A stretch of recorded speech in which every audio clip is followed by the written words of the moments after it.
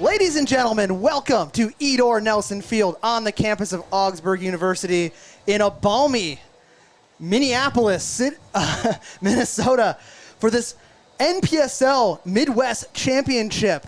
I'm your host today, John Bisworm, joined with the silky smooth voice next to me, the Nate Morales. Nate, these are the final two teams in the region, man, and they're playing for the opportunity to go to the Final Four, which will go to the highest seed next Saturday, July 31st. Yeah, NPSL Final Four is on the horizon, John.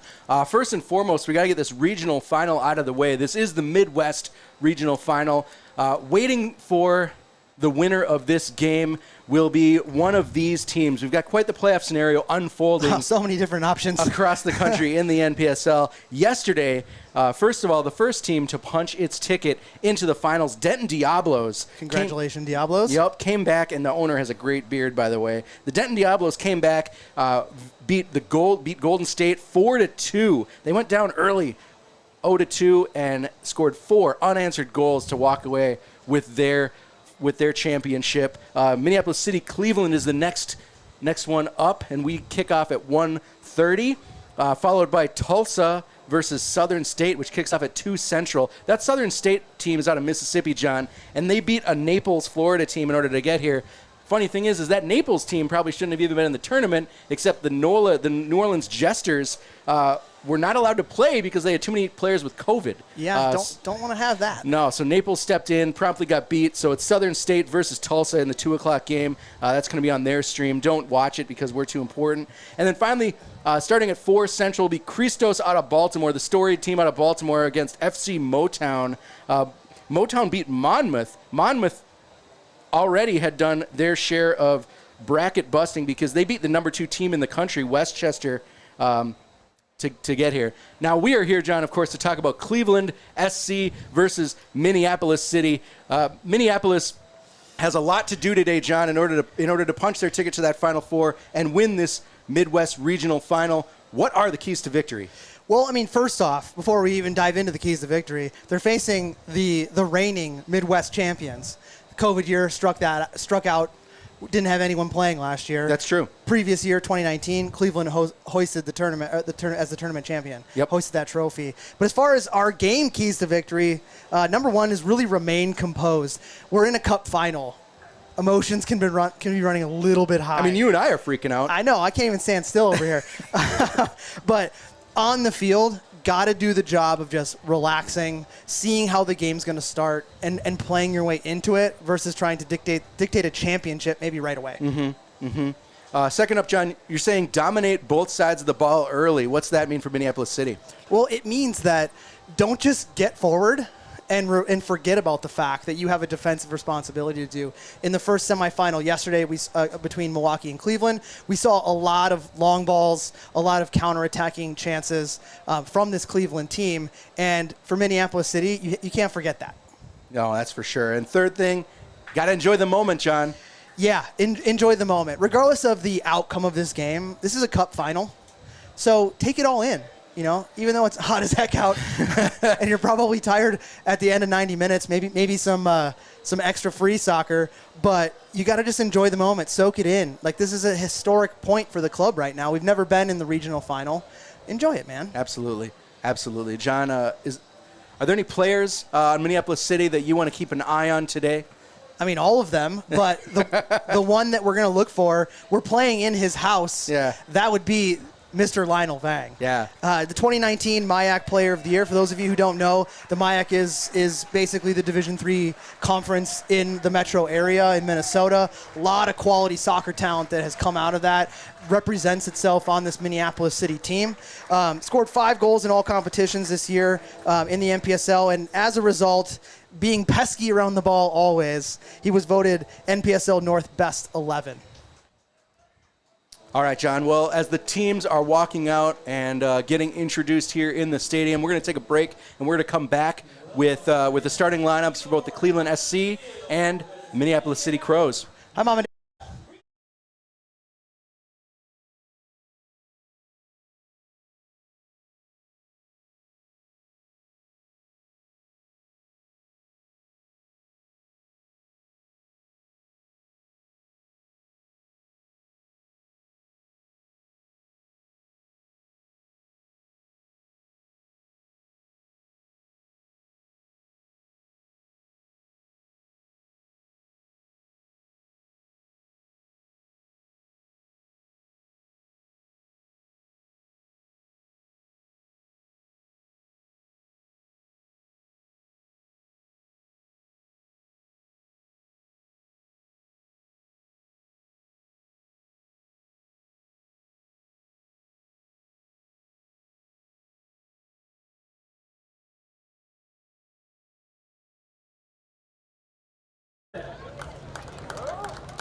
Midfielder, Daniel Coney Arzik.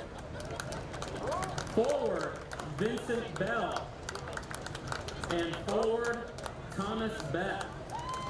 And they are coached by Lewis Dunn. And now, fans, get on your feet, put your hands together, make some noise. Introducing the starting 11 for your Minneapolis City. All right, John, we're back. Thanks for sticking with us, fans. We're just about getting ready to kick off. First thing we want to do is introduce the starting lineup for both teams. We'll start with the visiting Cleveland SC. Lining up at goalkeeper is number 31, Connor Cable. Connor had a pretty good game last game. Did get beat on a strange ball, but otherwise did pretty well for himself. Looks like the Cleveland backline today is going to be number 16, Chris Saveco. Captain Boban Chanchar, number 2. We've got Alex Naguki, number 8. And Smith Pepper rounding out that backline, number 22. Midfielders are going to be number 21, Daniel Coney-Ardzik. We've got number 3, Corbin McAvenue. And number 10, Admir Sulevic. And then the forwards, John, always dangerous for this Cleveland team, are number 7, Thomas Beck especially, and number 9, Vincent Bell. And Jonas Schmidt, number 6, rounds out those forwards for Cleveland. We're going to get to talk a lot about these players throughout the game, so I'm not going to get too into it. Before we go into the Minneapolis City starting lineup, these are the players we're here to see, unfortunately, for those visiting viewers. Our goalkeepers, number 1, Matt Elder. Defenseman, number 25, Charlie Adams. Center back, number 16, Jonah Garcia. And number 24, Jack Barry. Those guys will be holding down that back line. Number 23, Matt Murakami, North Conference All-11 on that wide side. We've got number 6, Aiden O'Driscoll. We've got number 8, Captain Max Stiegwart, both holding down those midfield positions. Eli Goldman is going to be the number 10 at number 10. And then forwards tonight, John, really excited. Number 7, Will Kidd.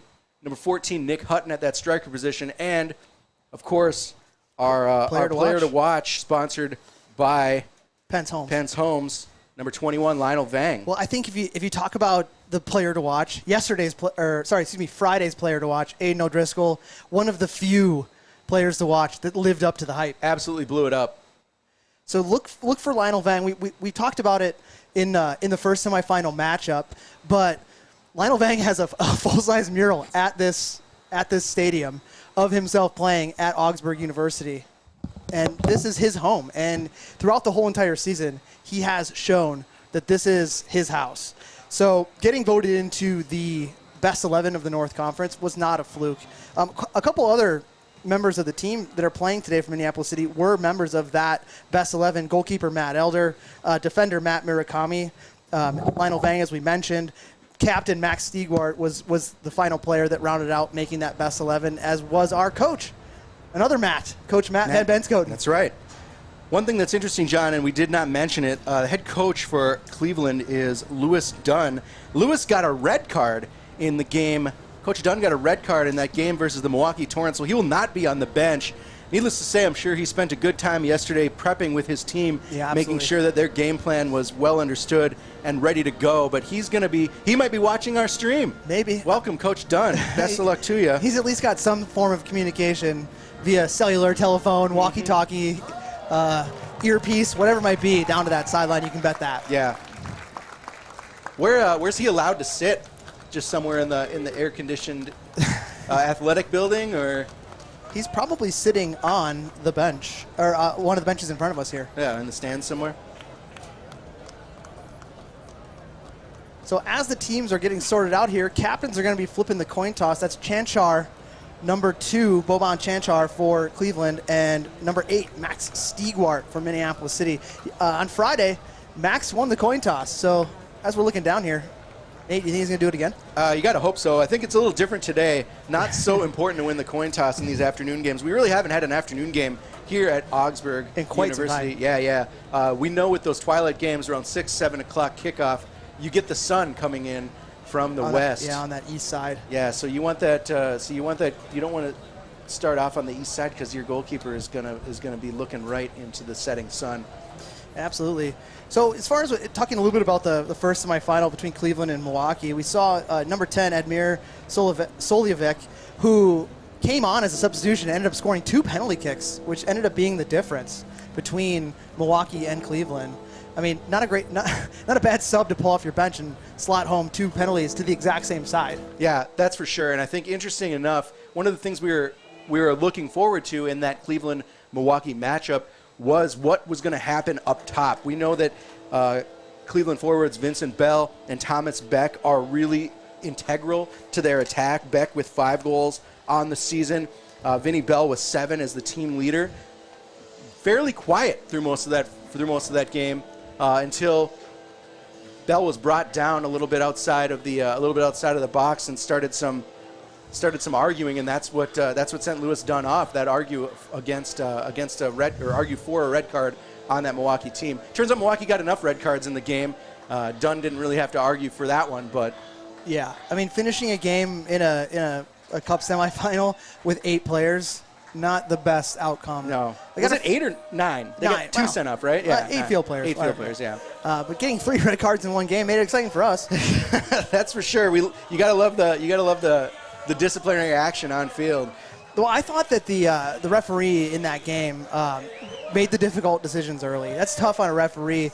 Saw an early yellow card for Cleveland, then saw an early yellow card for Milwaukee in the second half. I mean, he was on the spot, and those red cards weren't ones that he shied away from, which some referees may. So hats off to the referee from the first semifinal matchup.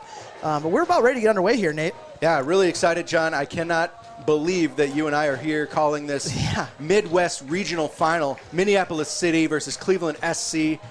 Seconds from kickoff, Nick Hutton standing over the ball for Minneapolis. Nick Hutton getting the start today over Minneapolis City forward and goal scorer leader for the team, Midu Youssef, who pulled up with an injury in the first half, or in the second half of that game yesterday. There's Minneapolis City. Keep saying yesterday.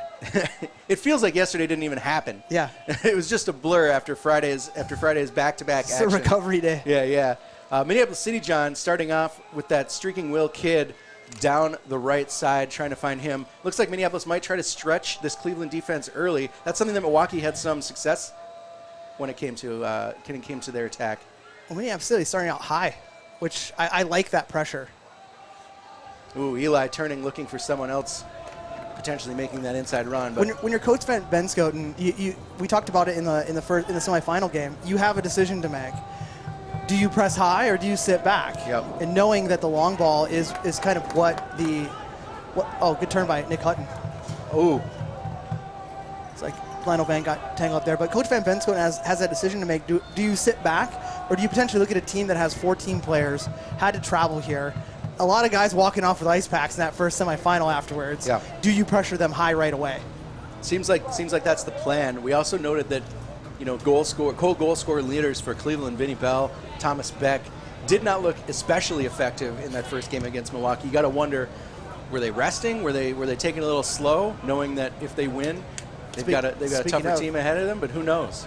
There's Vinny Bell, not great on the ball, but still maintaining possession for Cleveland. So we got an early foul here, maybe? Looks like it. A quick restart by Cleveland. One thing I'm interested to see how this game plays out, John, is you've got that nice triangle of midfielders between Eli Goldman, proven attacker.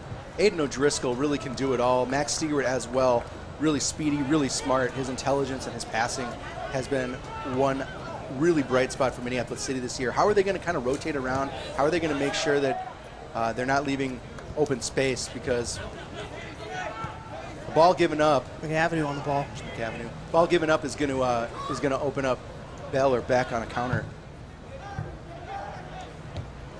Here's 21, Koniarczyk. Switching the play. There's Bell on the ball. Good tackle by Charlie Adams. Loses it up to Charlie, and we're going to call that foul on Vincent Bell in the box.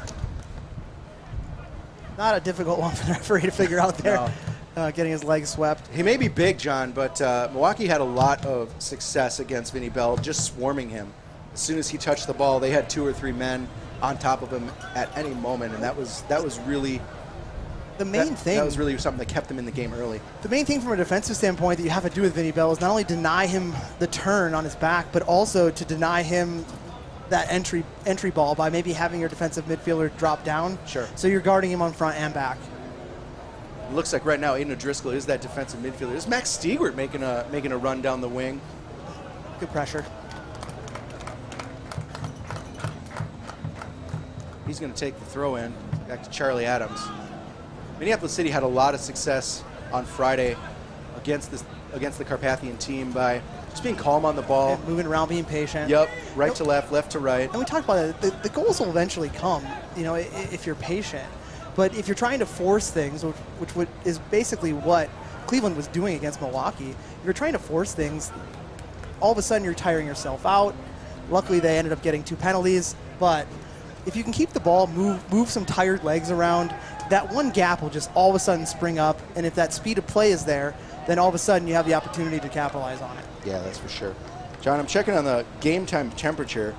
The Google machine says 89 degrees, but feels like 90. That's because we're in a enclosed box up here. I'm just looking at the weather, not like an actual thermometer here with us. It's but probably 150 in here. It looks like it could be pretty hot down there on the field as well. So again, tough for Cleveland to have only traveled with 4 bench players. Good step in by Lionel Vang. If Minneapolis City can maintain possession, work back and forth and tire this team out. There's Beck working his way across. Good Matt early Elder punch from across Matt the Elder. punch. Headed back in. Oh, unlucky. O'Driscoll can't get a hold of it.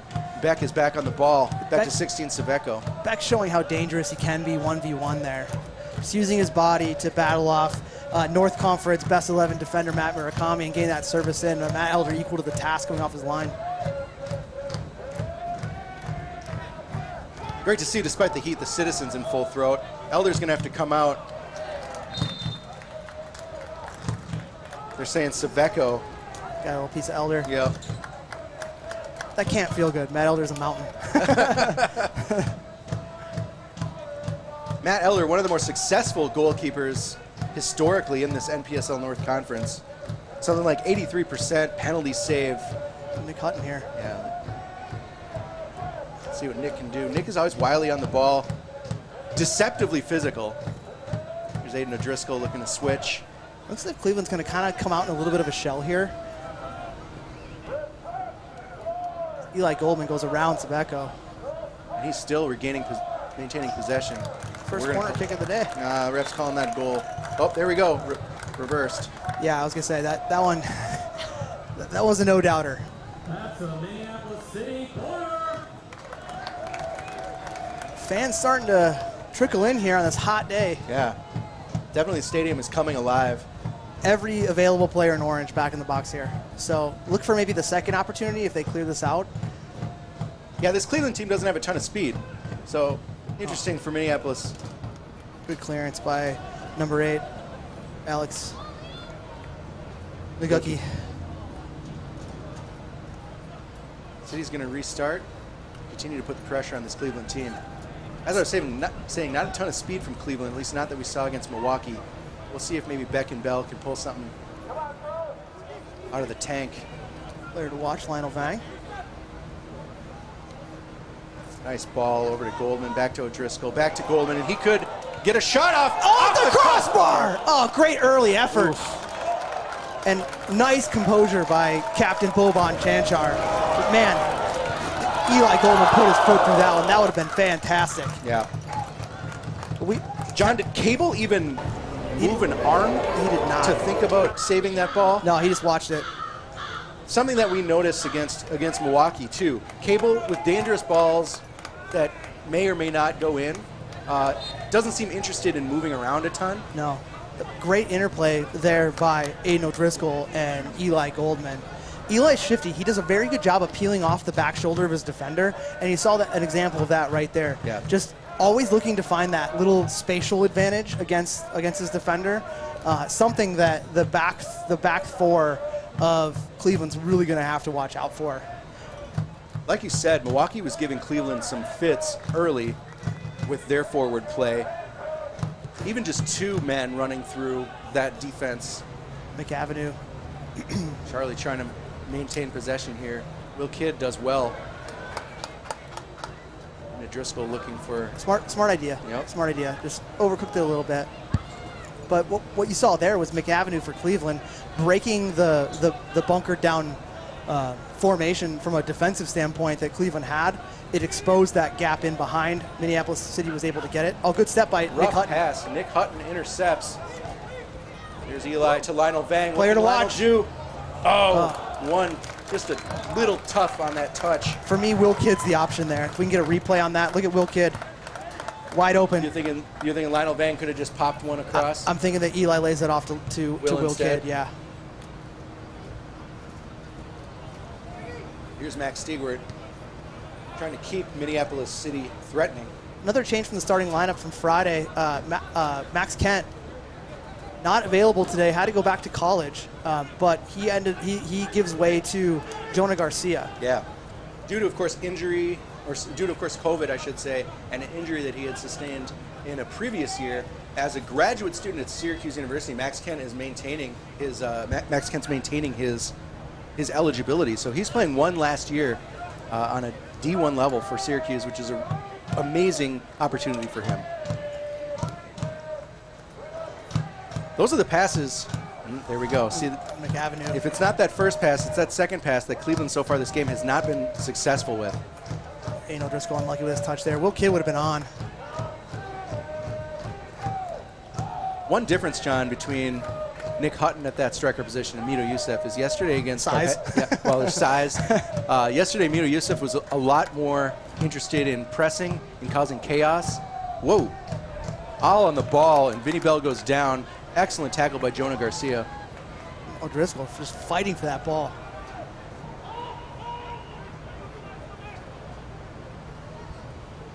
Yeah, Youssef was putting a lot of pressure on that back line when they were trying to possess. Unlucky for play Barry from the there. back. Good pressure by Beck.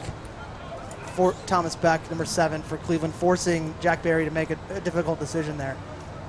And again, he didn't have to pressure. He just had to cut off an angle the right way.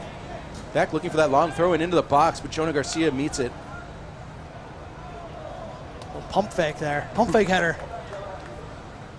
The citizens are giving him an earful on that one. Beck will try again. If you see how Minneapolis City is guarding Bell right now, this is what I was talking about. They're basically sandwiching him. So he's going to have to make that decision between who he's going to be peeling off of. But the defenders in that instance are going to have to make a decision then on their own right on. Will Kidd. Oh. Eli Goldman. Oh, unlucky touch. Schmidt on the ball. Driscoll and Stewart looking to help on defense. Murakami on Beck right now. He's got to peel off wide to Saveco. Cross is a little overcooked. We're seeing early, John, exactly what we saw Cleveland do against Milwaukee, which Come down that right side. Yep, right side cross to Vinny Bell. Yep. Right side cross to Vinny Bell. Yeah, absolutely. I don't know if that one ever came in. Oh. As we said, John, Vinny Bell, team leader in goals, Case Western Reserve alum, 2011 graduate. It's been a few years since then. Which, despite a lot of mystery around it, puts him around 32, 33 years old. Yeah. I can only imagine the damage a guy that size could have done in college soccer. Driscoll's got some space here. Yep. As does Murakami. Will Kidd, if they can get this switch, no one's guarding Will Kidd. There we go. Nice 1-2. O'Driscoll into Goldman. Goldman tries to pop it up to Lionel Vang. There's Nick Hutton causing chaos, trying to help the Crows maintain possession, and Matt Murakami does. If the Crows can increase that speed of play,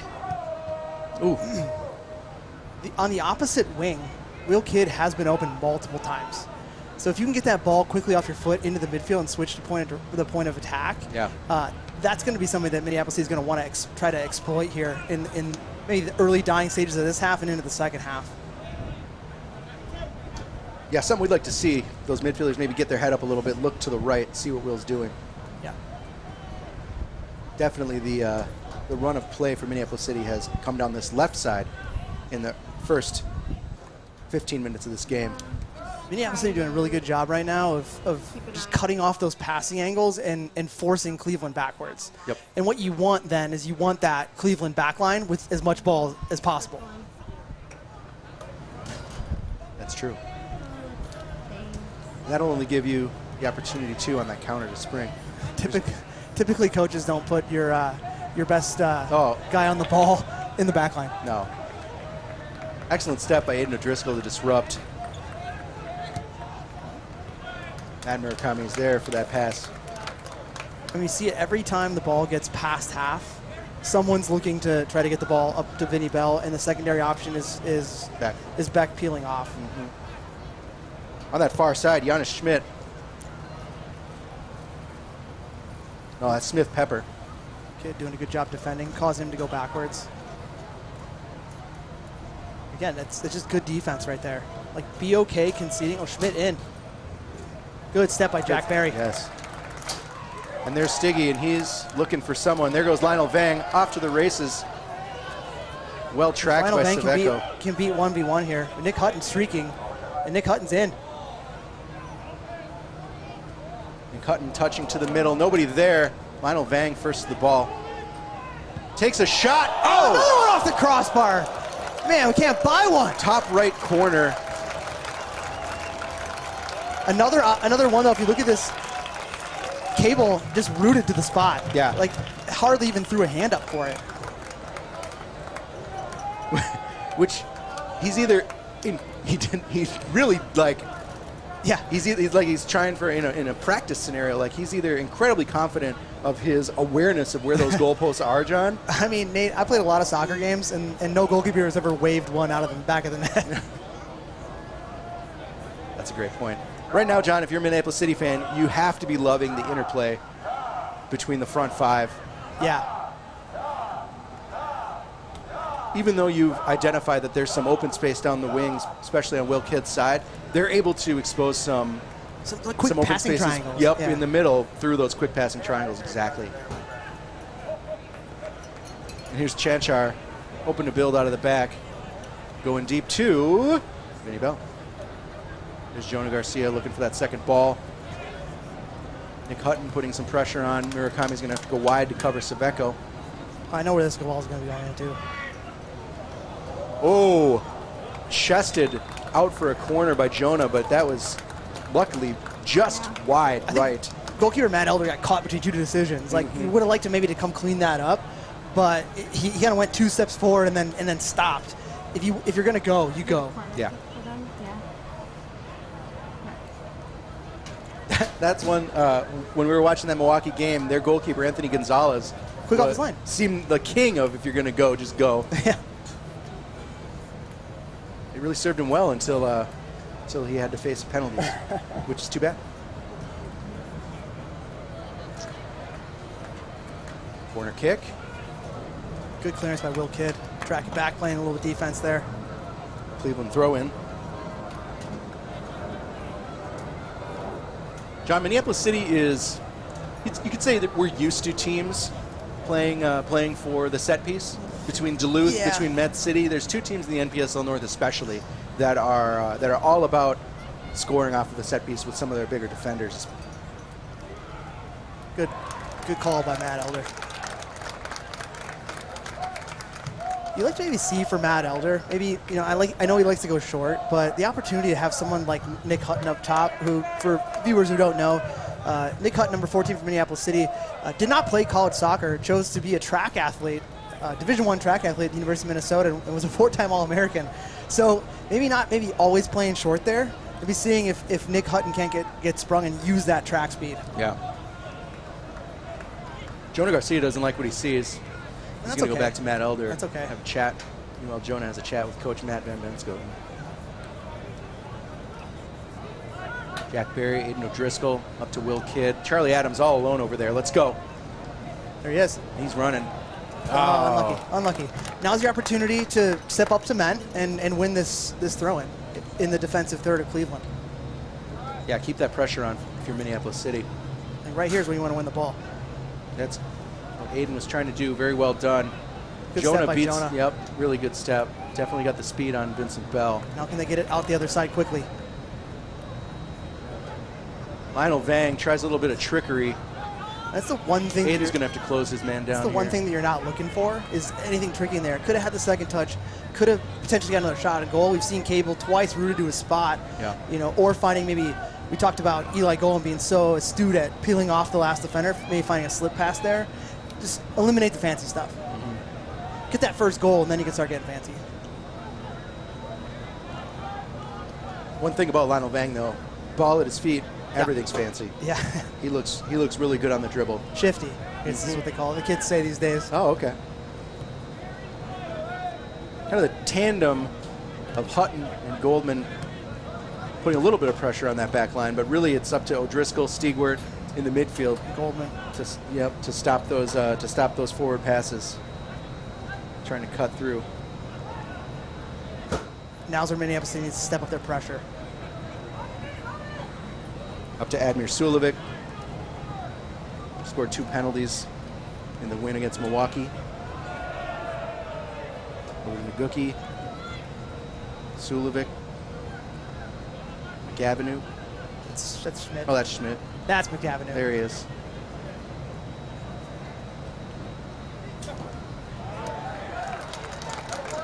Well done by City. Well done. Well bodied by Foul. Goldman. He'll take that foul. Yeah, quick one while Cleveland got their heads down. What we did see in that Milwaukee matchup is McAvenue, especially, very quality player, but taking those 1, 2, 3 extra touches, kind of his decision making lets him down. Good tackle by Jack Barry. I don't know about that one. That's letting down that's rewarding a bad touch there for the referee. Unless he's calling the first one on Murakami, which I could see. Good defensive win by Jack Barry. Captain Stigwart with a giveaway. Oh, And an early goal. there he is again. Goal scorer Admir Sulovic. Putting one past Matt Elder. Did not expect. Looked like he did not expect that. Not what you want, Nate. No, not at what you all. want. I think he was hoping that Barry would get in front of that one. And Cleveland goes up early on Minneapolis City, 1-0. 20 minutes in, plenty of soccer to play. If I'm Minneapolis City, the root of that goal was holding onto the ball in a bad spot. Yep. The speed of play, big time right there. You get the ball, you get it off your foot, you get your counterattack started. Matt Elder didn't even really dive to that side. I don't think he would have saved it if he had the opportunity. No, Sulovic had plenty of time. 3 goals in this regional for Sulovic. Goal, Cleveland SC. Admir Sulovic. So here's the question, John. How did Minneapolis City answer? Up to Nick Hutton. He's going to go back to Stiggy. Charlie Adams. Too many touches for Minneapolis City with the ball on their foot.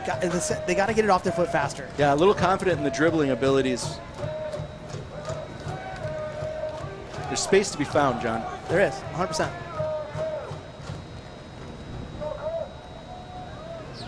Back to Barry, Stigwart. If you watch that replay back of that goal, Vinny Bell created a wake of bodies to free up that corner for Sulovic to get on that.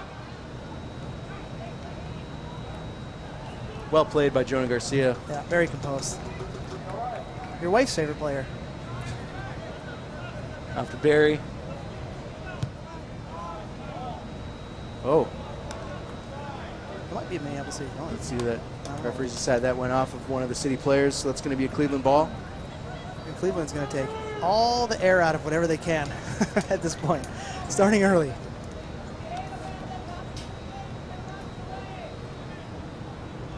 If I'm Minneapolis City coach Ben Benskoden, I'm amping up the pressure. Unfortunately, you go down that goal.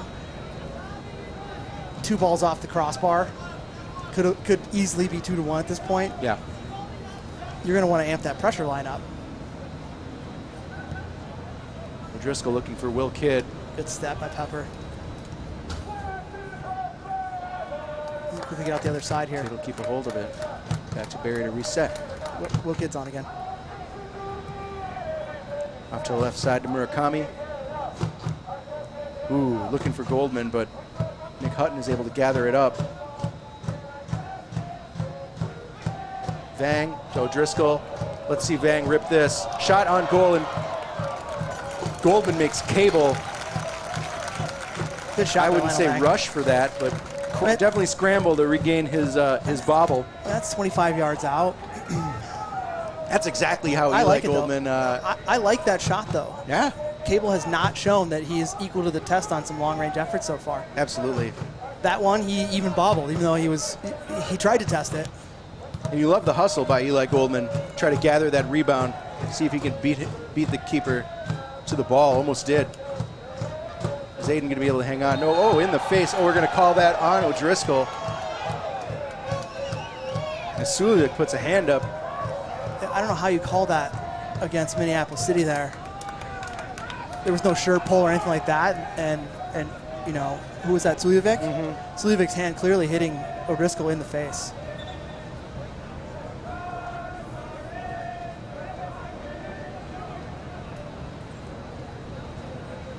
I mean, it looked inadvertent, but still hit him in the face. If we can get a replay on that, maybe? Referee having a chat. O'Driscoll's going to go and get some blood wiped off his face. get a little wipe. If you draw blood, you clearly know that you got hit in the face, right? Yep. That's got to be a sign. Number one sign that you got hit in the face is that your face is bleeding, John. Right off to Beck. Good pressure by Lionel Vang. Nick Hutton trying to continue to disrupt. There's that ball to Bell. Well defended by Charlie Adams. Good chest by Will Kidd, and here we go.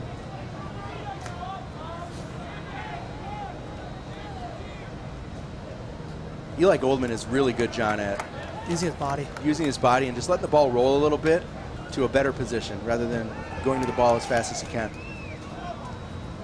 And here you go. Minneapolis City does look like it's amping up the pressure a little bit on this back line. What Eli Goldman has to realize is that Aiden O'Driscoll's not behind him right now. He needs to drop into that pocket of space, 5-10 yards, 5-10 yards further back. Bell able to keep it for Cleveland. Cleveland's going to reset anyway. It's 21, Daniel Koniarczyk.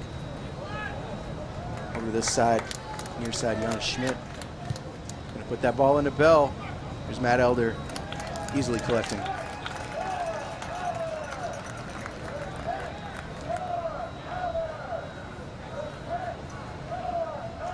All right, Jack Just Berry a building huge on the pocket back. of space. Aiden O'Driscoll has returned to the field, and there he is. On the ball. Eli Goldman's got a nice little pocket he's opening as well. Aiden looking to make that back line run a little bit. Probably played to the wrong shoulder. Some early adversity for the Crows, Nate. It's not something that they're unused to. I think that was kind of a double negative and bad commentating. But Minneapolis City has dealt with some adversity early before. Gone down in the first half in a number of games this season. Duluth FC in the 6-1 victory. Went down early, 1-0. Came back and scored 6. I mean, regardless of what happens in the next, 19 minutes or so, plus the hydration break, can Cleveland continue? I feel like this is the best that they're throwing at Minneapolis City right now. Can they continue that when they only have 15 players? We'll see. I mean, of the players on the bench, you look to David Beatty potentially to inject a little energy. Zabelich Wixel also put in a nice shift on Friday. Yep. A lot of standing around for Orange. Both of those guys college players with 2 goals for Cleveland on the season. Defensively, not sure who you've got if your defenders start to wear down. If you're Cleveland, maybe Johnny Doldner.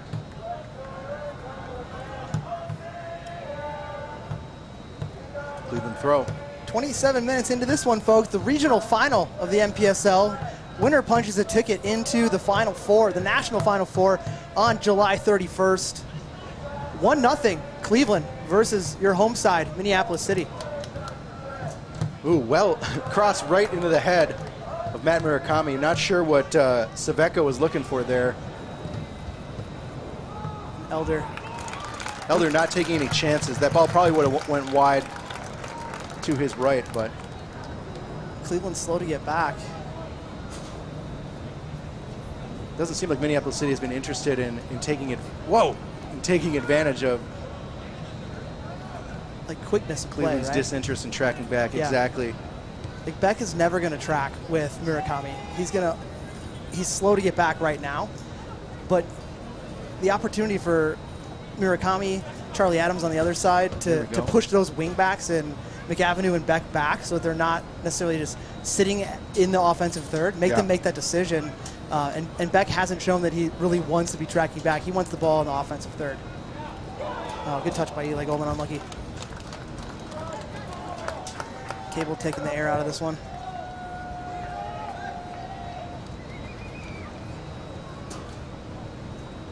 Really slow restart here from Cable, as if it's I don't we're know in the 80th minute here or something.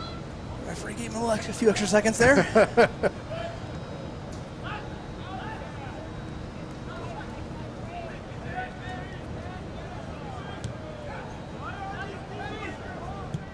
John, I'm having a hard time kind of tracking the shifting formation of Cleveland. It looks like sometimes McAvenue is playing high up. Sometimes he'll drop back and be that wing back. Smith Pepper has also kind of come up in that wing back position. They seem to be interchangeable there on that left side of Cleveland's defense. Barry with an interesting move. Here's O'Driscoll, and he's got Murakami wide open down here. Look how many yards of space between he and Beck. Yep, and there's Nick Hutton. Nope, we're going to Lionel Vang instead. Stiegwert, Vang. Just in case Will Kidd might have been a little off, Vang will maintain possession. Oh, good footwork. Nice move, and we'll put a cross into the box. And another one off the crossbar! If you're Minneapolis, can't buy one! You got to be wondering, John, when's it going to fall for you here? Just an amazing play, amazing build-up. Good work on Murakami. I mean, it's not like Minneapolis City is, not putting up a fight here. No, really nice cross in from Lionel Vang. Who got on the end of that one? I mean, Cleveland's holding on with a goal Watch lead. this, John. Really nice cross in from Lionel Vang, and that was Eli Goldman just off the side of his foot and a little too high. And while we're looking at that replay, it's like a bad challenge by number 22, Pepper. Yeah, that should be a yellow card. But again, for Minneapolis City, 3 times unlucky, right? Yeah. But you just keep pressuring at it. Maybe you amp it up a little bit more. Because Cleveland hasn't shown since that goal that they want anything to do with the effort that it takes to pressure high. Yep. Lionel Vang on the free kick here. Lionel Vang, Augsburg product. His face is on the fence.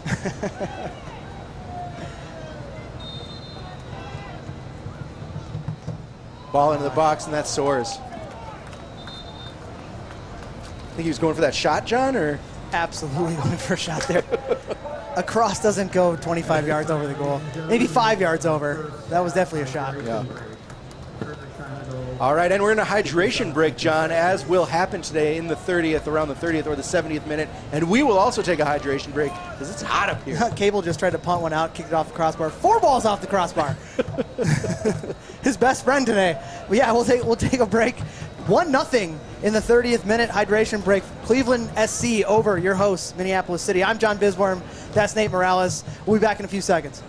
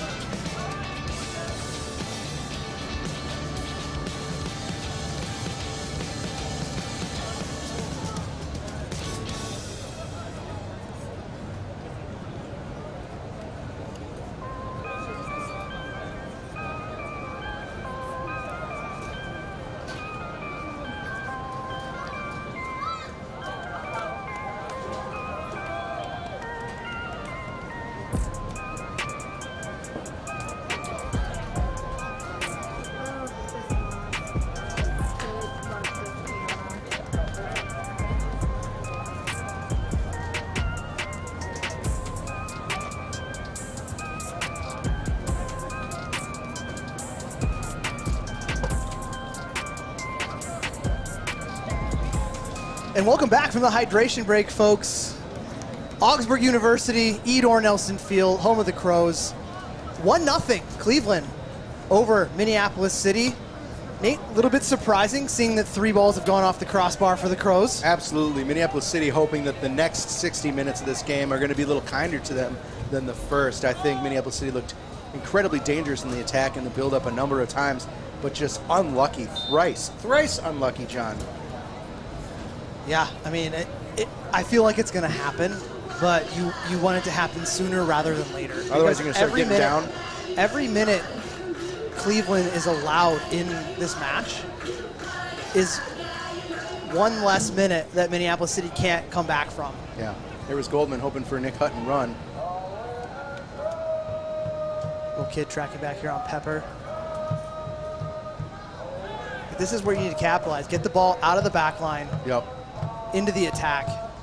So far in the first 30 minutes, 35 minutes, John, Minneapolis City has found a number of questionable passes hit their way. There's Nick Hutton in the box, brought down without the opportunity to take a shot. Body's flying. We're going to call that one on Leo Vang for some reason. Nah, he got him. He got him. I think that was a foul. That was a penalty. Suljevic didn't even get ball. He got all Hutton. Unlucky. Well, that's what Minneapolis City needs to do early, John, right? Put on that pressure. Yeah. Maybe give Cleveland a taste of their own medicine and force a penalty to put themselves back into this game. But yeah, you're right. Something has to happen soon. The longer we let Cleveland stay in this game, yeah, the more confident they'll grow. The more Minneapolis City will have to start pressing. I don't want to be cursed with the commentator here, but I don't think this game's going to be 1-0. No, I don't think so either. McAvenue on the ball. Nick Hutton tracking back, putting that pressure on McAvenue. High boot. Smart play by Minneapolis City defenders, just kind of letting Vinny Bell get to that ball and do something with it and going after the second ball. Meanwhile, good stat. Smartly by Captain Chanchar. Just clear the lines. Yeah. These central defenders also more willing to be a little Unlucky. physical here as this hydration break resumes. Not letting Minneapolis City get too cute with the passing. Cute passing. Back to Cable. Not interested in anything quick. I mean, that's a really good ball. That was a good ball. Charlie Adams coming on Smith Pepper, but Pepper can't keep that in. The problem is it's a great pass, but it's like, what did he expect Pepper to do with that? Even if he had a clean touch, that thing's coming in like a rocket. Cable plays a little shorter this time. Make sure his team maintains possession. Back to Pepper. Charlie Adams on top of him. Off to Giannis Schmidt. Minneapolis City regains possession. Here's Aiden O'Driscoll. He's got Eli Goldman, and Lionel Vang is in. Unlucky first touch. Yep. Cannot gather that on the run. It's gonna happen, Nate. It's coming. There's Max Stiegwart, back to Adams.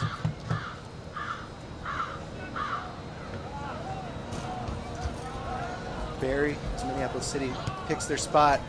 Finds Hutton. Wide to Hutton, who's able to, he's got that sweet touch off the chest. Oh, maybe one touch too many there from Nick Hutton. But great tracking back, though. Forcing Cleveland to go wide, or to go long, excuse me. Yeah. And what happens?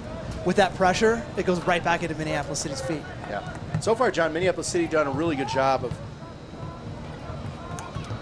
whether it's Aiden O'Driscoll, Max Stiegwart, even some of these defenders, keeping Cleveland from finding that pass. That's where the pressure. Right there, get him. That's where the pressure has to happen.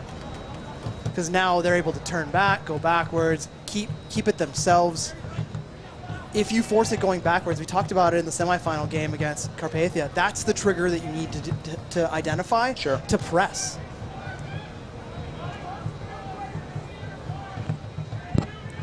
Especially when Cleveland's major avenue of attack is Route 1 long ball. Yep. Yeah, if you can they're not looking for quick passes here, right? They're looking for And right here's where you got to pressure. There you go, Nick Hutton pressing, and it's got to be everyone's got to move Goldman's got to move up. We got him. Yep. Meanwhile, good step. See, that's step what the by pressure Charlie does. Adams, Vinny Bell all the way back to help out. Up to Sulu. Not letting him out. Don't let him out.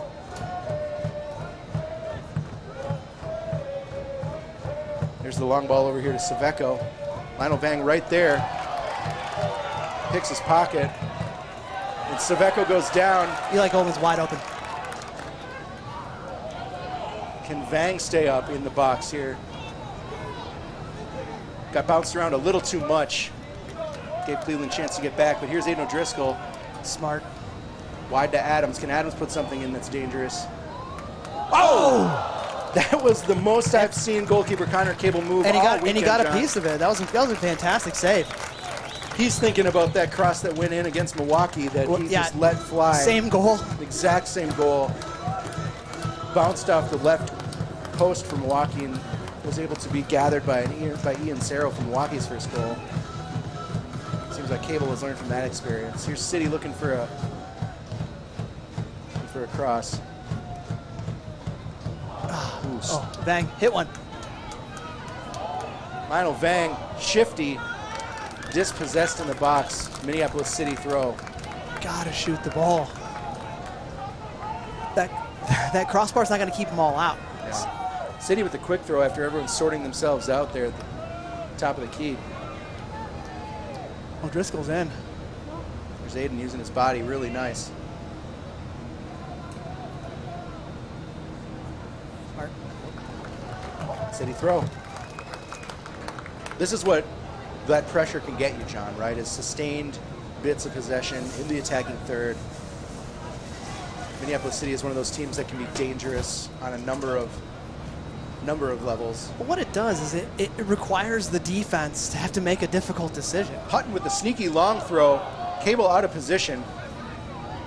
Stewart gathers, puts a curler in, and there's O'Driscoll on the back post.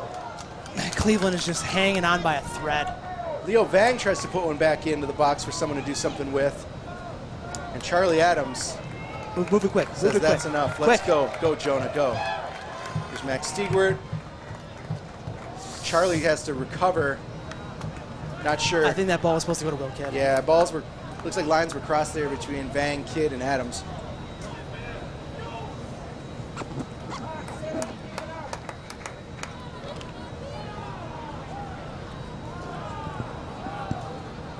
That's one thing you tend to forget about, John, is the sneaky long throw from Nick Hutton. Yeah. That went right into the box, and all of a sudden it looked like Cleveland was a little bit surprised. Lionel Vang, right place, right time to disrupt that, but Saveco still able to gather that ball. I still think that the pressure has to get better for Minneapolis City. It's the only thing that's going to counterpunch this, the complacency that Cleveland's shown so far. Vinny Bell lumping something forward. There's McAvenue potentially on the run. Hard to see on that side. Some debate. It's a Minneapolis City throw.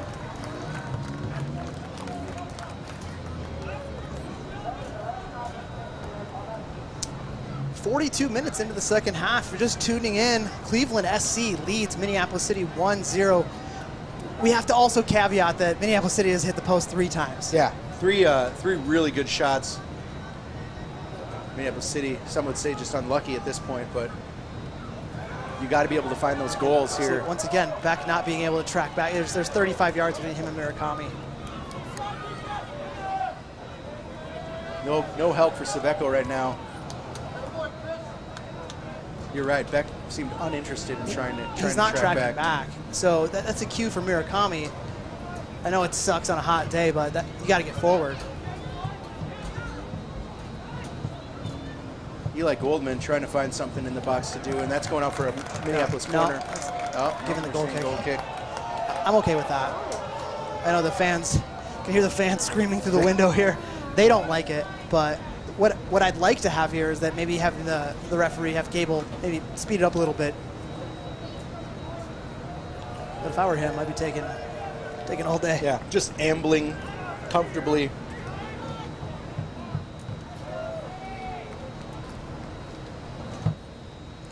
ticking seconds off of the clock in this first half is Cable giving his team a chance to, I guess, catch their breath.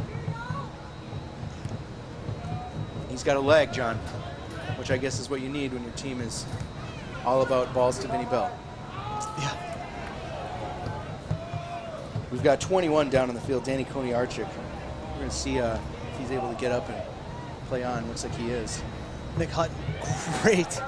Nice touch. There's Vinny Bell back to defend Aiden O'Driscoll, but Aiden's going to dribble everyone. Shades of what happened yesterday. He ran out of juice there. Yep.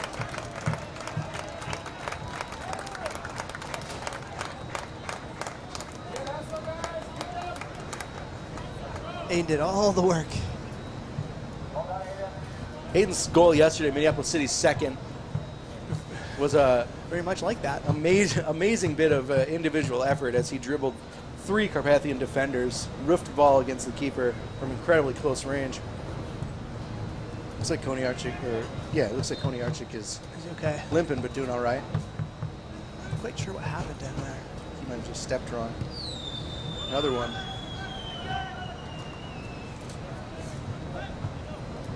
I'm glad you pointed that out, John. It looks like Minneapolis City has at least Vinny Bell right now figured out. Easy to put 3 men on him. Peel off when you think you know where he's going to move to, and then go for that second ball if you can't win it. O'Driscoll. Smart. Stigwart. What can he do? We're at 45 minutes, John, right now. Oh, no. It's a bad giveaway. Let's get back, Jack. We're looking at 2 minutes of additional time. Matt Murakami on top of Thomas Beck. How did he get through that? Bell to Suljevic to Beck. I mean, that's the only thing, though. There's Nick Hutton, great hustle, disrupting that. Can Lionel Van get there? No, that's Saveco. Saveco back wide. Suljevic. And that's the only thing of danger is just bad giveaway counterattack. Everything else has been running through Minneapolis City, but the scoreline doesn't dictate that. Around 1 minute remaining in extra time here in this first half.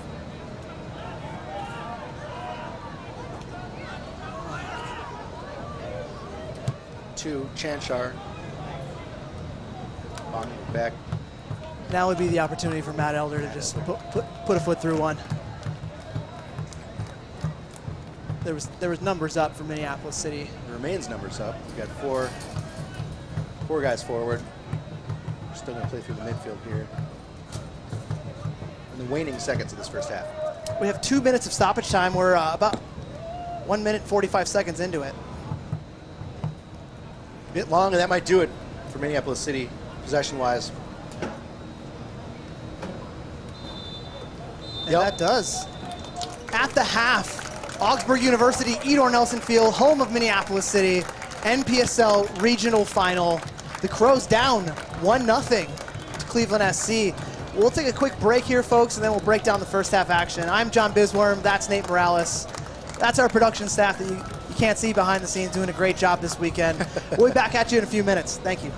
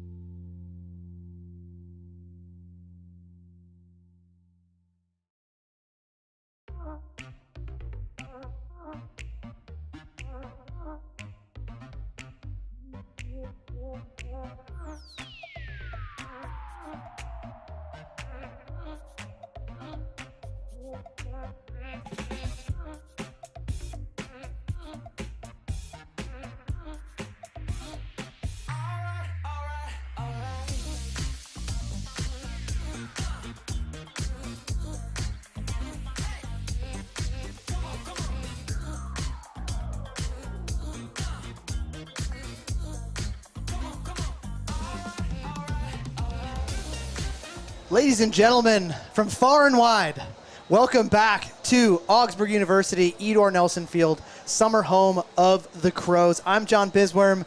Next to me is Nate Morales. You are watching Midwest Regional Final. I was going to get there, man. Oh, yeah. Yeah. I had to think about the region. Man, what a step on my feet. Sorry. A Midwest Region Final between Minneapolis City, currently down 1-0 to Cleveland SC. First half thoughts, Nate? Yeah, I mean, John, I think it's a story of so close but never been so far away from Minneapolis City. That's 3 shots off the crossbar from a really nice build of play. A number of times Minneapolis City has looked really dangerous in the attacking third. On the other half of the ball, one bad mistake leads to 1 shot, 1 goal for Cleveland. So there's a couple different things to unpack from the first half, Nate. Number one, speed of play. Minneapolis City has the opportunity to move the ball faster, which will capitalize more on the offensive end. Cleveland has shown a distaste, we'll call it, for tracking back. Once they get forward, they're fine. But once they lose the ball when they're forward, it gets a little dicey for them. Yeah. Those pockets of space open up. Minneapolis City has to figure out how to capitalize those faster. Number 2 for me is shoot the ball. How many times? I mean, we hit the crossbar 3 times, but that's an indicator of what should you do. Keep shooting. Yeah, Cleveland a number of times was able to pounce on that, maybe that extra touch or 2 that a Minneapolis City player took in order to put themselves in what they thought might have been a better position. I think you're right. You just got to fire away here because Connor Cable has been, I'll say it lightly, disinterested in doing a lot of movement. Yeah. He made 1 fantastic save, but the rest of his saves were by his buddy, the crossbar. Yeah, his old friend. We do have a second half substitution for Minneapolis City. Number 23, Matt Murakami, is going way back to the bench for Abdallah Ba, number 26. Now, Abdallah Ba, John, another Crow that's been with the team since the beginning, since the old PLA, Premier League of America days. Abdallah, I would say a more natural left back because he's left-footed. Yeah, absolutely. I think this substitution kind of leads to my third point. It's amping up the line of pressure. The 3 defenders in the back will exclude Abdallah Ba out of that conversation. Sure. They can handle that long ball as long as the defensive center midfielder in Aiden O'Driscoll is supporting whatever that second ball might be. And you mean Charlie Adams, Jonah Garcia, Jack Barry. Yep. So they can handle it. Abdallah Ba is on because he can get forward. Yeah. And he's shown he can score from distance. He's shown he can combine well with midfield, combine well with the front 3. So this substitution for me, Coach Matt Van Benschoten, is really trying to figure out a way that he can maybe exploit what Cleveland has done in the first half. Yeah. My last point is, if I'm the coach, I'm immediately swapping Lionel Vang and Will Kidd on their sides. The reason why we're doing that is because Lionel Vang's having to track back more to deal with whatever Thomas Beck is doing. And Thomas Beck's proven to be their danger man. Yeah. You switch a player in Will Kidd onto that side who's more than willing to track back but has the engine to get forward. Not saying Lionel Vang doesn't, but Lionel Vang does all of his damage in the offensive end. Will Kidd will track back but also has the ability to completely exploit that gap that might be left by the fact that Thomas Beck is sometimes 20, 30, 40 yards away from what's happening. Yeah, when you take a look at the Minneapolis City bench that remains, I mean, that's another thing, too, is you let Will Kidd run himself out doing just what you're talking about, and you replace him with either Justin Oliver or Kevin Andrews, and that is never going to stop. No, it's only going to get worse. Until the whistle blows for Cleveland. Cleveland taking their time coming out of the gate here. If I'm Cleveland, number 1 thing I'm doing is trying to figure out any way to take the air out of the situation. If you're a Minneapolis City supporter, it sucks to hear, but as a soccer realist, that's what you do. You are the ultimate soccer realist. I try. Before we get started, John, I want to pay a couple bills.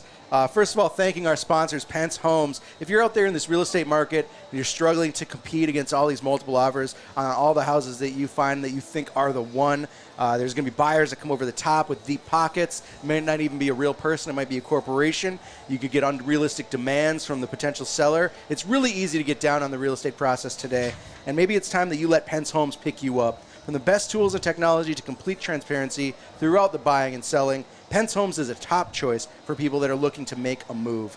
Pence Homes, a division of Keller Williams Classic Realty Northwest. Find them online at pencehomes.com. While we're doing it, Nate, Twin City Orthopedics. Minneapolis City aren't winners by accident. Winners keep themselves in winning shape. And Minneapolis City is grateful to be in good hands of our lifelong, we'll call them lifelong, our longtime sports medicine partner, Twin Cities Orthopedics. TCO helps keep the team properly trained and keeps our players on the field. You too can have TCO on your side with a wide range of specialty services to help you achieve your goal of returning to full health and top performance. Check out when you have a chance, when you have an injury. Check us out, tcomn.com. And lastly, Southside Barber Lounge. You want to do this one? Sure, man.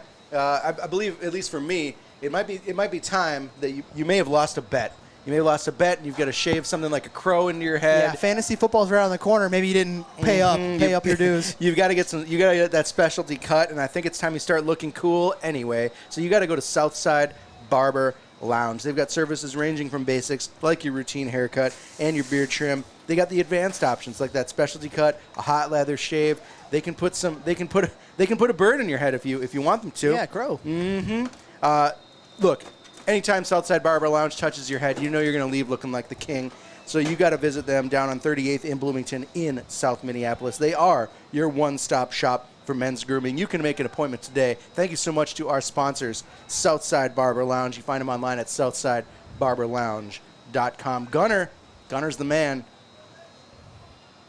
Jonah getting up. Good win by Jonah Garcia. And there's Abdallah Ba on the far side. And he has that space we were talking about that he can eat up. I mean, Exactly look at what that. he's looking for. He's now carried the ball 35 yards without a player coming. Not even interested in touching Abdallah Ba. Abdallah has scored from that position that he just passed from. Here comes the chop. Will Kidd central. And a goal! There it is! Eli Goldman! Less than 1 minute from restart, John. Uh-oh. And we're gonna talk. We're gonna have a little chat There's here. some referees talking. I don't like this, Nate. Connor Cable is gonna say that he was interfered And with. no goal. No goal. Come on, that was a great goal call. Ref. Yeah, Connor Cable is going to say that he was interfered with as there was a collision between the attacker must have been Nick Hutton coming on to meet that header. You know what, though? Oh, look at the replay here. There's Hutton coming on. Cable goes out for the save. Oh, Yeah. that's weak. That's real weak. Nick's saying he's pushed into Cable. I'm going to call that. That's bad reffing. I don't care who hears it. That's bad reffing. Nonetheless, John, I think regardless, who cares? Less than 1 minute into this first half, and Minneapolis City has made themselves dangerous. Whether it is by virtue of the tactical substitution of Abdallah Ba was a big part of that buildup. Well, he had 5-6 touches in that buildup.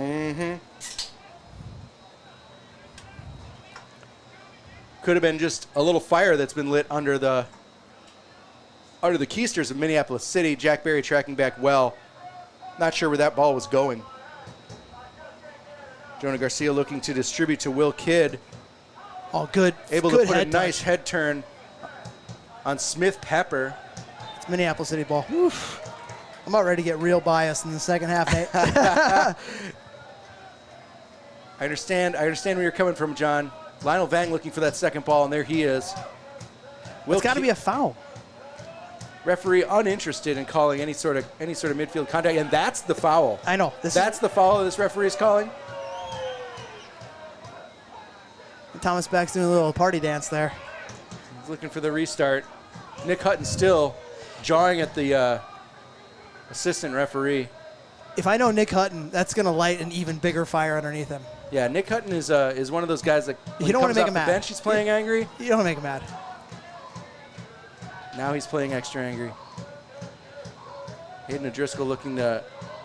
And it looks as if that swap I was talking about between Will. Smith Pepper with a lot of time. There's Suljevic Good. It's just good. looking to do something. Good quality defense. Matt Elder is there. So that swap I was talking about, Will Kidd for Lionel Vang, happened. It's almost like I was plugged into the locker room there, Nate. Only from our perspective, John, because Lionel Vang was going was on the left wing, but now he's on the left wing farthest from us. Well, no, I'm talking about the switch from on Thomas Beck's you know side. what? Cleveland swapped Thomas Beck, John. Oh, that was a dumb idea. There's Eli Goldman looking to track down What is Sulivek doing? Saveco. That was just Puts that ball out of bounds. not a great idea. I see what you're saying, because Beck was on our side and he remains on our side for the second half. Yeah. Interesting that Cleveland's the one that made that tactical shift. Thanks, Cleveland. Playing right into our hands. It's already started to see it. Right into John Bisburn's hands. The fruits have bared on the tree already. Yeah, let's see if we can get one that counts. 4 amazing chances for Minneapolis City in this game so far. Denied 3 times by the crossbar and once by the officiating. That's good defensive play by number 8, Alex Naguki. I did it all for Naguki, John. Here it comes. I would like the referees to maybe talk a little bit to Cable about how long he's taking. It's important to rotate the ball and place it in the correct position. Make sure that you have exactly the sweet spot that you're going to. So the Cleveland fans listening are like, these two guys need to shut up. Welcome to our stream. Yeah. Maybell trying to play on McAvenue. Well, McAvenue is doing the wrong thing right now. Look how hot his pressure is. Ooh, that's out. Abdallah not able to the whole ball. keep that in. The whole ball's got to go out. Well, the ref was standing right there. Good to see. We have instead of a ball boy, we have a ball man. Minneapolis City, the architect of the Futures program, Jeremiah Johnson, helping out being a ball man over there on the sideline wearing that pink penny. If you didn't know, it's tryouts time here in Minneapolis for all the youth clubs, so it's tough for us to find ball kids. Yeah. Because everyone's busy trying to make their team. So we've got our adults. Oh, good win. That's what the pressure has to happen. What is right this? there, Just right lazy there. play Nick for Hutton's Boban in. Chanchar. Nick Hutton is in. What can he do? Alex lucky. Naguki able to track back and dispossess. And we gotta pressure the goalkeeper. Lionel Van caught Boban Chanchar sleeping there. I'm not sure what he was thinking about. I mean, if you're looking at substitutions right now for Coach Van Benskoten, Ian Smith, Dominic Mesjin, Kevin Andrews, Justin Oliver, all up early. I think the message probably was at halftime, you got 10 minutes, figure it out, or the next guy's up. Yep, absolutely. Dalaba has the speed to be able to track back. Jack Berry has the height to be able to stop that cross, at least this time. And there's Ba, nice clearance. McAvenue is able to gather. It's a great first Let's touch by keep that McAvenue. pressure going. Yeah, the pressure needs to continue to happen. Lionel Vang heard the message loud and clear. There he is.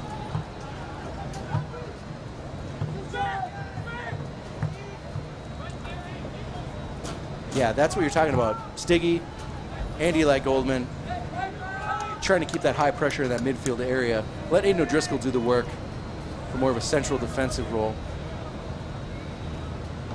And I believe that Minneapolis City has a further option as the game goes on. There's number 7, Thomas Beck, able to dance around a little bit. Minneapolis City defends well. That speed of play needs to happen right now. There we go. And here we go. Charlie Adams has Will Kidd if he can just start sprinting. Gotta be quicker, Charlie. He opts to go back to Jack Berry to find another outlet for Minneapolis City's attack. As I was saying, I think Minneapolis City, John, has that opportunity as substitutions play out to maybe swap in someone like an Ian Smith for a Max Stigert to really release Aiden O'Driscoll farther upfield. Yeah, I mean, that's what I would do is you can put any number of the anchors in front of that back line on. You can even maybe just substitute an offensive player. There's nothing of substance going forward from a defensive standpoint that we have to be worried about. Through the middle? Through the middle. Yeah. Goldman able to try to maintain possession, ends up down on the ground. A little too much. Mm-hmm. Can't let that guy turn. Just can't let that guy turn. Stigert recognizing, I think, Aiden O'Driscoll is a little far upfield. He didn't want to give didn't want to step the wrong way and give that pass. Garcia in the exact position he needed to be. Well headed by Jack Berry. Right here. Just collected by Stiggy. Get the ball out. Disrupted by McAvenue. Here we go again. Daniel Koniarczyk How does he have anything left in that tank? down this side. Suljevic looking to do something. McAvenue thinks he'll take a shot. Smith Pepper. He's a Pepper, John. Off to Beck. Vinny Bell. They're trying for the 1-2. Didn't work, and now we got a spring. Nick Hutton trying to put one past. Unlucky, Nick. Alex Naguki with the foot in the exact right place. Here's where Cleveland is content and just kind of playing it, playing it backwards, playing it soft. On that turnover is when you have to amp up the pressure. Make them make a decision. Here's Will Kidd disrupting Pepper. Barry. All right there. And there's Hutton Bang. Hutton and Bang, I should say. That's a great step by Jack Barry. And this is what we were talking about on this side. Will Kidd able to do defensive work. Let's go. Able to do some defensive work as well as offensive work. And that's the foul you call, ref? Come on. Charlie Adams has had a rough go of it. He needs to be careful here. I mean, that's bad refereeing, in my opinion. If you're gonna let the one play, let the other one play. I think Charlie's been on the bottom of a couple of rough calls. And here we go, John. You can see the substitution coming in on this far side. Exactly what you and I were just talking about. Ian Smith coming on for Max Stigward, and I think what that's going to do, like we said, is spring Aiden O'Driscoll to work his magic a little farther up the field. Ian Smith, a tenacious, bulldog-like central defensive midfielder.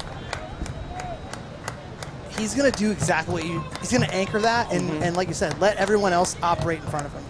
Steve's going to put the armband on as well. Another inaugural member of Minneapolis City SC. Yep. Smith into the game.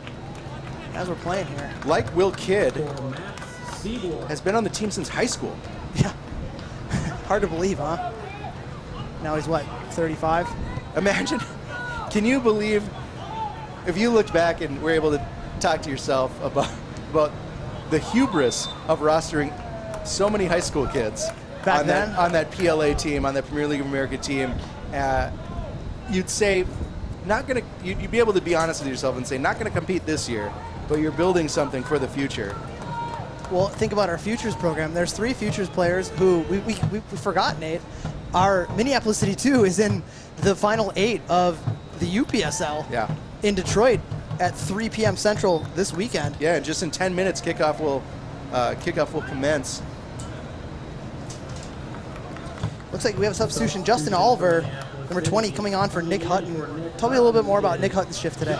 Nick Hutton, I think, speedy and able to be disruptive up top, but in the end, able to be dealt with well by Alex Naguki and Bowman Chanchar. I think Justin Oliver coming on means that Will Kidd is going to go. Looks like to the top position, the number 9. At least for now. Yeah. Right. The interchangeability between Vang, Oliver, and Kidd is something that great work to get out of that. Well done, Aiden O'Driscoll and Lionel. Unlucky. Lionel Lionel Vang Vang just trying to took keep out it. the Pem's Holmes. We got a foul. Oh, we'll call that a foul, and we'll get a quick restart. Interesting to note. There and goes Oliver, there his goes first Oliver. touch coming on. Interesting to note, John, is Goldman plays Kidd in. Kid's gonna put that cross in, defended, and that's going out. For throwing. Throw in. Oliver and Kidd played in college, John, at St. Thomas They University. might have played in high school together. Who knows? They played at St. Thomas University. I think they might also be St. Croix products, both of them. But Unlucky touch by Oliver. these are 2 guys who know each other well and know each other's tendencies on the attack really well. They share a soccer brain, as I call it. If only the other Oliver was out here, Tyler Oliver, Justin's twin, then we would really see something special. The old soccer hive mind with his Will Kidd and the Oliver twins. Unfortunately, Tyler can't play for us this year because of the amount of players that he coaches at Gustavus University. Program. There's the countdown. Citizens are starting to taunt Connor Cable with the amount of time that he's spending. Thomas Beck. Thomas Beck gives up possession. Here's Minneapolis City looking to restart. I mean, if you're the center referee, you have to probably start thinking about that. The time that he's spending on the ball Yeah. unnecessarily. Just Decent idea by Aiden O'Driscoll, but I think maybe took that pass a little quick. I would say that's the only mistake I've seen Aiden O'Driscoll make this game. Sorry. Aiden goes to ground to try to disrupt. Goes to ground a second time to disrupt and actually connects this time. Well done. Jack Berry puts a ball in the street. It's a good step. Keep McAvenue from turning. Approaching 60 minutes here, John. What's your take on what Minneapolis City needs to do? We've made 3 substitutions here in Abdallah Ba, Ian Smith, and Justin Oliver. Get more attacking power on. Cleveland has not shown that they're going to do anything from a pressure standpoint. Everything's been route one. Through Beck, through Bell. Speaking There's of Bell right now. Well defended by Ian Smith and Jonah Garcia. Cross being put in, but there's Jonah again. Oh, unlucky touch for little kid. Yeah, tough touch there. I think right now, though, it's kind of helter-skelter. I think Matt Elder had that. Matt Elder needs to go quick now. Yeah, just when you think Cleveland really doesn't have a ton of organization right now, you don't want to give them the time to find their shape, and yet here we go. There, Justin Oliver calling for the handball, gets the call. You got the call, let's go. Quick restart. Oh, that's a yellow card. There we go. That's a yellow card. Came in right through behind. All right. He already had a chat All right. earlier in this game. And number 21, Daniel Koniarczyk, is showing a slice of cheese here in the 60th minute. That was definitely warranted. I think that was something that was resulting from the first half. Yeah, we know that Koniarczyk had a couple of tough tackles. One right there near the end of the first half that earned him a talking to, and that was the final straw. Yeah. First yellow in the game, though, right, John? Yeah, which is interesting. Yeah. With some of the heavy challenges we had. And Garcia goes quick to Ian Smith. Ian Smith tries to distribute to Lionel Vang, but that side of the field That's a looks good shut ball. down, That's so a we're going to really try to good ball. switch through the midfield to Aiden O'Driscoll. And Oliver's got to track back. Interesting idea. And this is what you didn't want. Oh, here comes Charlie Adams, hoping to hold up Pepper and Bell. Jonah, trapped. Thomas Beck was offside. All right, I'm going to talk a little bit about Vinny Bell right there. Lazy effort right there. Lazy effort. Yeah, took 3 extra touches when he could have played Thomas Beck right away, and it resulted in the fact that he was offside. Like, if they truly want to win out this game, it's not sitting back on Minneapolis City. It's taking it to them. Oh, bad touch by... We're over the top here to Vincent Bell. This is where you don't want to let him turn. He's looking for Beck. That is the first time, John, all weekend, honestly, that we've seen what makes Cleveland dangerous. Vincent Bell holding the ball up, waiting for Beck to run on. That pass to Beck, and this time could not connect, but this time could not connect. I think that's what made them combine for something like 12 of Cleveland's goals over the NPSL season. What I was saying before is, like, he took a very tired touch. Thomas Beck was on, took the third touch, and then all of a sudden he's offside. Good step by Abdallah Ba. Yeah, excellent step. Oh, unlucky. There's Bell again trying to hold up. Bad touch by Bell. Here's Aiden O'Driscoll, able to body both players, and that's number 6, Giannis Schmidt, fouling O'Driscoll as he's able to. Vinny Bell's going to get the yellow Vinny card. Bell's getting a yellow for mouthing off. You got to assume, since it was Schmidt that tackled O'Driscoll.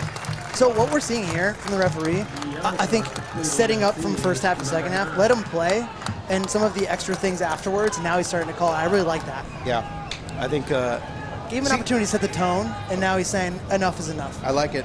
I think 63rd minute yellow card for Vincent Bell means that he's on warning and has to have in the back of his mind, it's time to be a little less physical. Bell also has been a little more involved on the defensive side of the ball, so that's going to give him hopefully a little second thought on that strategy. Reminder to the fans, we're going to have a hydration break in the 70th minute. Lionel Vang over the ball, looking to put it in. There's Garcia trying to put it back. And we're That's going to go corner. That was Garcia putting it back into the box off the line. It was well headed, looking for the crow that was right there in front of Connor Cable, but cleared off the head of a Cleveland player. And here we go. Minneapolis City on the corner. Lionel Vang on the corner. Yep.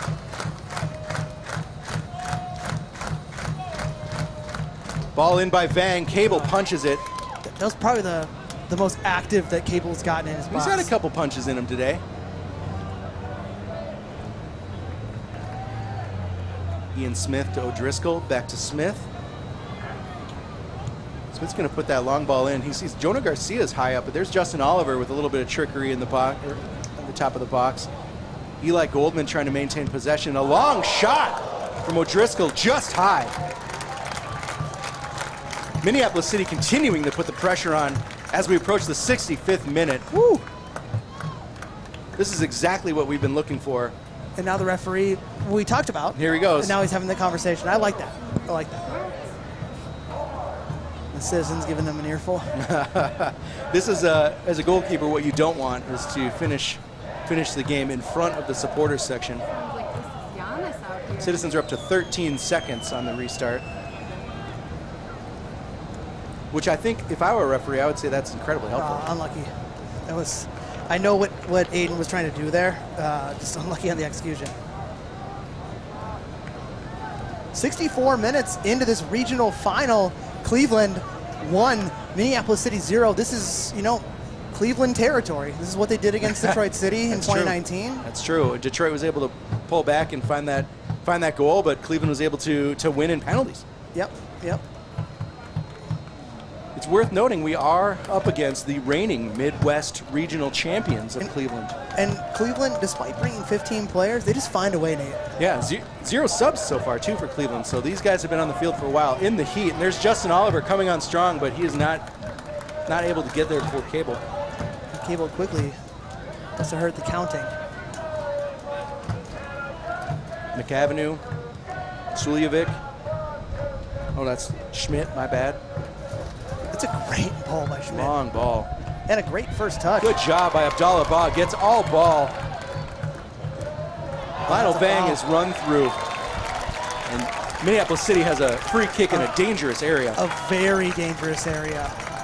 Number of players for Minneapolis City, John, that can start to take this. Are we going? Oh no, Minneapolis City's going to help themselves to a little bit of water while this gets sorted out. Yeah. We saw this the other day, John. While the referee tells the crowd to disperse. We saw this the other day. There's still. It really is never gonna help your case, and you will not change the referee's mind to stand there and argue. So right now, Cleveland is giving Minneapolis City a chance to do is grab a drink. I think what we've seen out of the center referee today is he's closer to the points of contention in the second half. Yeah. And has been making all the right calls. I agree.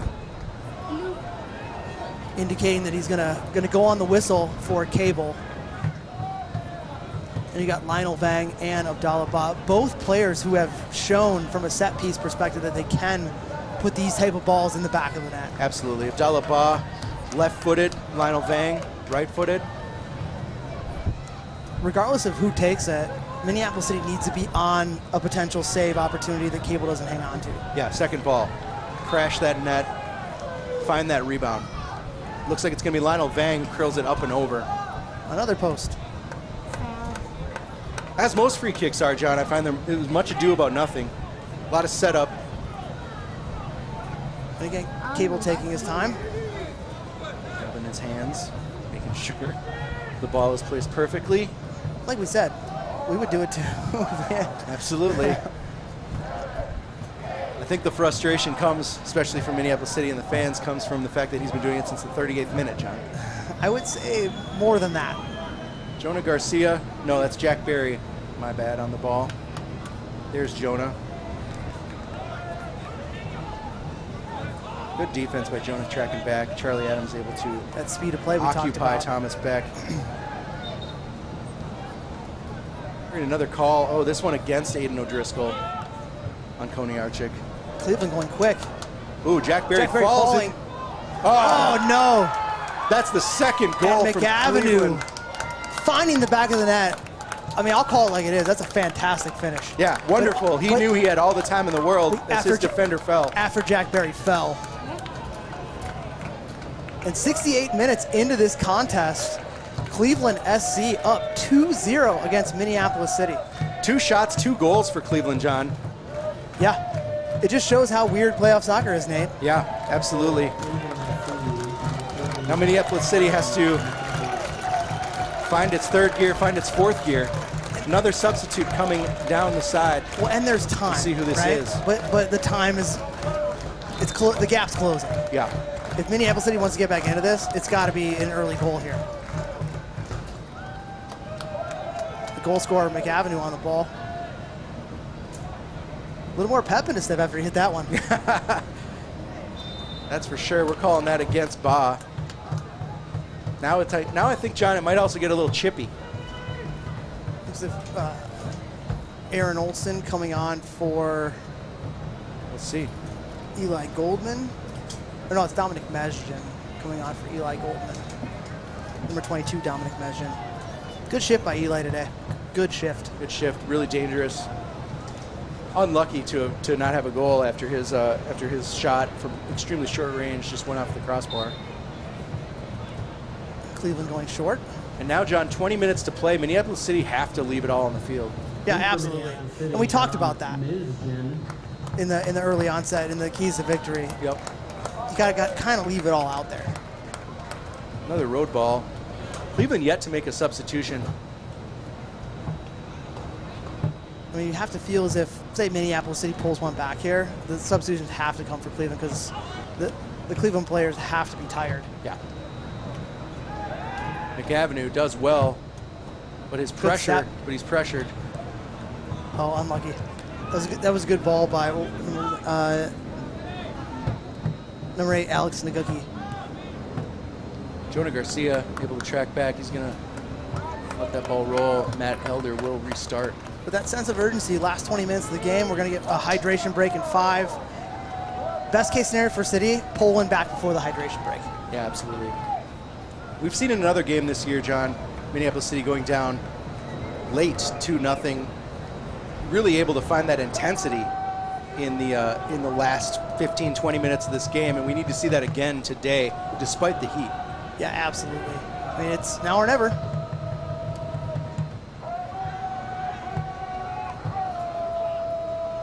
Matt Elder. Matt Elder sees Charlie Adams all alone out here, but that ball That's a tough ball. Slow to get to him. Aiden O'Driscoll in a nice position. And Justin Oliver is in. onside. Let's see what he can do with this. Oh, slide tackle and an unlucky bounce goes off of Oliver.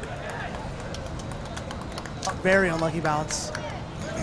That was 8 Naguki going to ground. That was a great tackle. Great tackle by Naguki. Taking a drink is Cable. Waved on by the referee. He's going to go along with it for sure.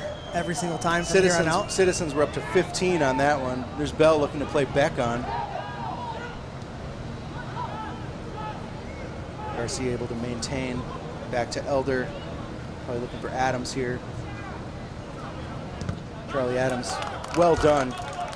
And not a ton that Adams could have done with that pass. Not a lot of options. I think he was looking to do exactly what he did. Ian Smith switching the field to Abdallah lots Ba. of space if Abdallah can get on it. And McAvenue doing a great job just emptying the tank, coming back to support and play defense there. Mezgian on the ball. Back to Adams. Vang, who's tucked in a little bit. Smith up to Ba. Side-to-side stuff for Minneapolis City. Smith to Mezgian. Cleveland able to disrupt that final pass, but Minneapolis City regaining possession above the midfield line. Great ball. Great ball. Oliver one step behind that one. I think O'Driscoll and Oliver had different ideas of what was going to happen with that. City still able to maintain possession. Hopefully we'll maintain this press for the final 20 minutes of this game. There's Oliver. Trips himself up. Yeah, Turf unlucky. Monster got him. First touch by Bell, and Barry is on top of him, and now we're calling that on Bell, who's on a yellow, so we better be careful. Hopefully he's... I don't think there was any malicious in there. No, but his yellow was on dissent. I mean, that that one right there was just some hand fighting in a phone booth, Nate. Already being down on the ground, trying to figure things out. Yep. Here's Vang over the ball. Headed in. A lot of bodies all over Garcia the couldn't place. get on the end of it in time. Yeah, a lot of bodies on the ground on that one. Cable had swung to his left to cover. Garcia wasn't there. How long is he supposed to have it? A lot of chit-chat down there on the field between players at this point, John. 74th minute, right before the hydration break, 2-0 Cleveland over hosts Minneapolis City. And you have to say, a lot of unluckiness from a Minneapolis City perspective, hitting the crossbar 3 times in the first half. Yep. 2 shots, 2 kills for Cleveland. Absolutely. I would say if you want to say it comes down to luck, for sure unlucky. Sometimes soccer comes down to luck. I think the question moving forward is how long will Minneapolis City hang on to its there's Cable with the clearance, and Minneapolis City will get this throw in. How long until Minneapolis City goes 110% like they did in their final hydration home break game? a little bit early. Yeah, we're going to go early hydration break. We also will take a hydration break. We're here in Minneapolis, Minnesota at Edor Nelson Field. Cleveland SC over Minneapolis City for now 2-0. I'm Nate Morales. That's John Bisworm. We'll catch you on the other side of the break.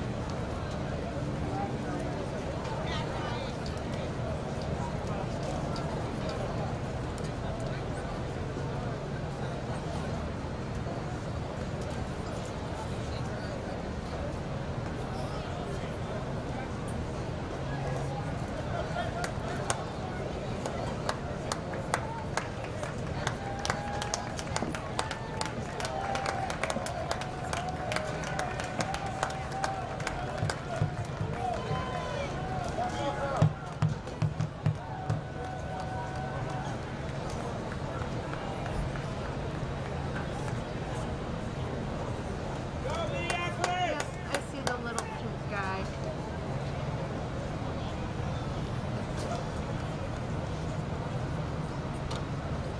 Oh my god, that kid is so small.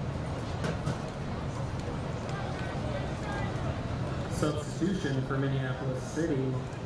Coming on for the Crows. Welcome back, ladies and gentlemen. Augsburg University, Edor Nelson Field, on the other side of the hydration break, as we have a long throw by Nick Hutton, or by Jack Barry. Ian Smith able to gather. John, there's a substitution. Aaron Olson, number 2, replacing number 25, Charlie Adams, which I think is going to put 3 in the back right now. You're going to have Jack Barry, Aaron Olson, and Jonah Garcia in the back, and that's going to spring Abdallah Abad to move farther forward. Am I right? I would say so.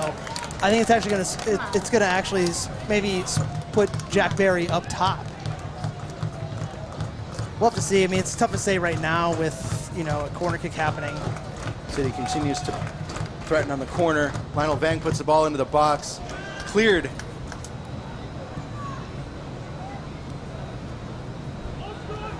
There's Mesjian.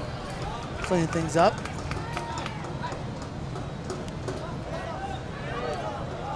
Dalaba. And that hydration break ended fast. Yeah, it did. You and I barely had time to dehydrate, you know what I'm saying? Jonah Garcia also far upfield. Jack Barry gathered well, trying to find Aiden O'Driscoll. So that's going to go backwards. And at this point, everything for Cleveland is going to be forward. from a backline perspective, right? Absolutely. They're just going to boot, boot, boot. Olsen to Barry. Garcia. Diagonal ball to Aiden O'Driscoll. Nobody there to help him gather it up. I mean, he didn't really have a lot to get done with that one. That's Exactly. it's so pass. Right now, Minneapolis City trying to spread Cleveland out as much as possible, it looks like, but we got to find some link up here. Well played by Bada Olsen, who's going to track it down, put that ball just behind the net. Oh, unlucky.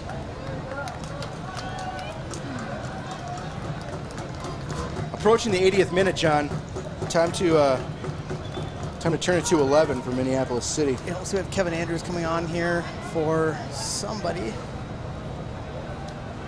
And there's a Cleveland player down. As you're going to get here as we... I think, is that McAvenue? at least he's off the field right now, so Yeah. he can reset. Yeah, he's cramping up. I would say, put a lot of work in over last weekend. And it looks as if number 11, Kevin Andrews, is going to come on for Will Kidd, number 7.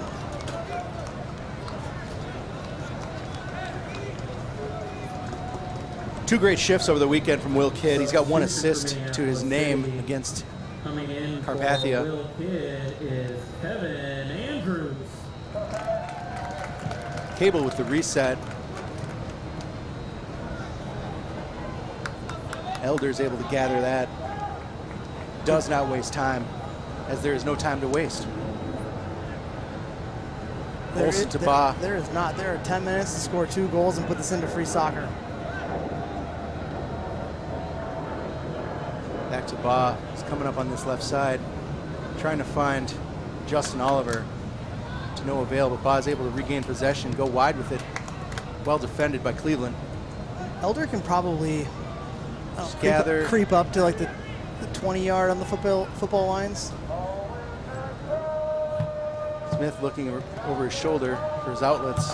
He's going to go long to Kevin Andrews. A little too central for Andrews' liking. Cable puts the ball on the ground. See the air out of it. There we go. Oliver's got something to say, I'm sure, about that.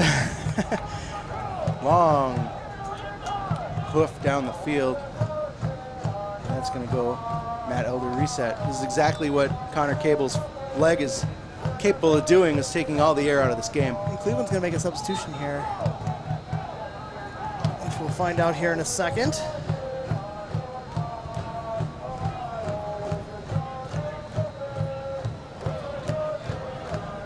Lionel Bang with some tricky footwork here. Ooh, that's what you like to see from Lionel, just those quick breaks. He's got Abdallah Ba streaking down that left side. Look at all those Cleveland guys tracking in the box.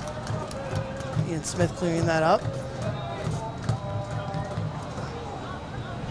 Finding Mesjin. Mesjin. A lot of traffic in there. Too much. The substitution was That's Corbin McAvenue, who's done really well this game, replaced by Zabalich Wixel, number 18. First substitution for Cleveland.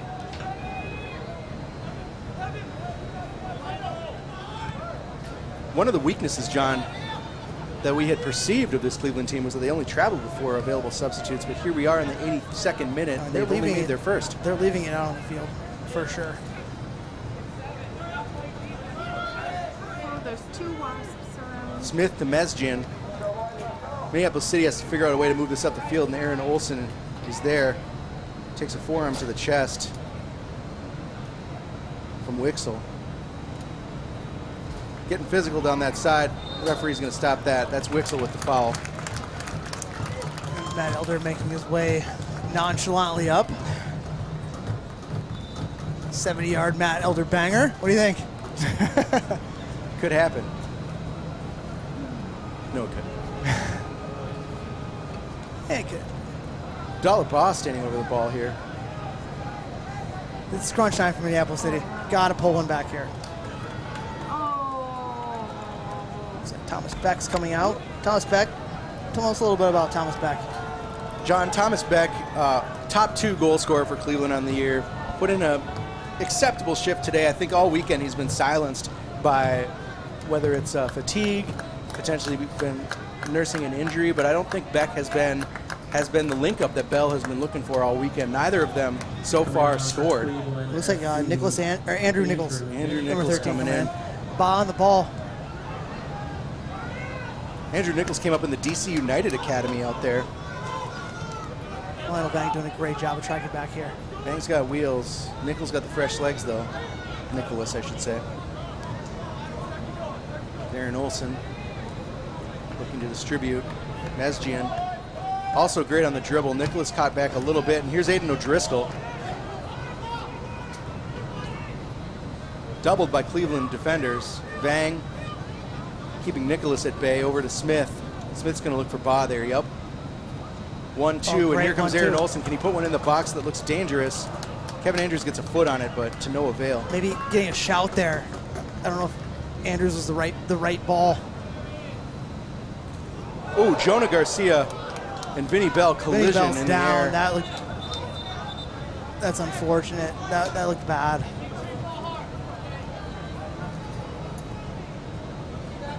Garcia going for the ball there. I don't if we can get a replay on that. I don't think there was anything dirty in there. No, I don't believe so. And but unfortunately, you see Vinny Bell down. He's holding his head. I think, John, one of the things that throughout the game, and I'm sure Garcia was told early too, is just don't back down to He's Vincent up Bell. now. It's good to see. It's a heavy collision. Those are the kind of situations that Vincent Bell's size, Vincent Bell's reputation are going to shy some defenders away from. So well done by Jonah to play through that. And Minneapolis City maintains possession here. With 5 minutes to go, we really need a goal. Yep, absolutely.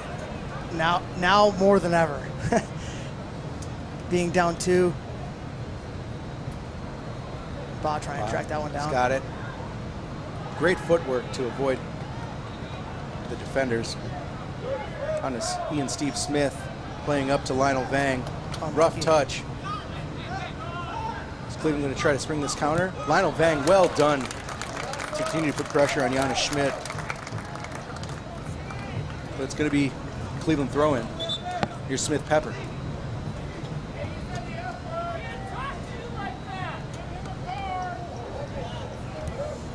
It's a good ball by Bell. Bell looking for Nicholas. Garcia tracking back well.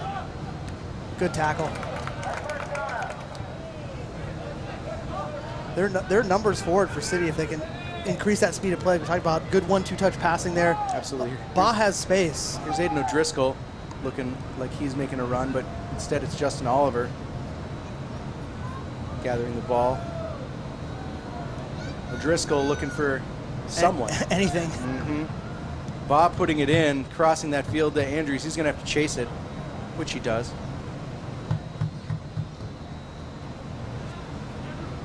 Cleveland gets a foot on it, but here we go, Minneapolis City throw in.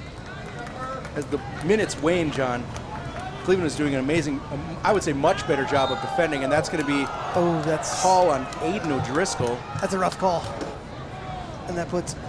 That's a number of calls today, John, that have not gone Aiden's way. I think there have been a good number of 50-50 chances where it felt like Aiden was on the ball, maybe used his physicality a little bit in a way that the referee did not appreciate. The referee blew the whistle, so potentially some added time here. The goalkeeper getting the yellow card. Yeah, yep, there it is. I would say that's warranted. Cable's worried about Vang in the way, as if Vang's going to do anything to him. He's walking backwards. Yeah. So that's a yellow card for Connor Cable for time wasting in the 88th minute. After a warning. That's a foul. AR is going to call that a foul, yeah, on Zablic Wixel pushing Aaron Olsen into the padding from behind. Wixel came on to be physical, it seems, John. That's 2 fouls early on Wixel in his shift. Olsen back to Elder. Not the greatest touch here back to Barry. Barry's got to get rid of this. Barry thumps it forward into the waiting head of good defensive play by Smith. Yeah, I think Steve put his shoulder down as if he was gonna go to ground and probably try to drop to break that line, but instead he stayed put. Kevin Andrews looking to do something by himself. That was a nice way to find. Ball's in. Oh, Ball's unlucky in. touch. Fumble. He beat his defender. Andrews is in the middle. Shot at Right Cable, to easily saved. Yeah, The easiest save that Cable's had to make today. a little bit of a worm burner there for Kevin Andrews, but love the effort. I'm Cable. I'm being a little careful on how long I'm holding on to this one.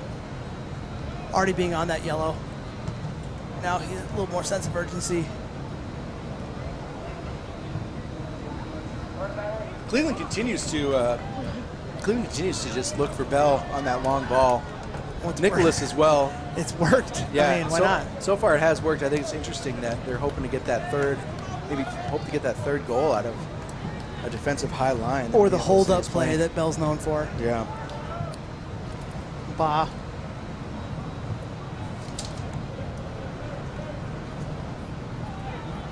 Oof. O'Driscoll just missing that one.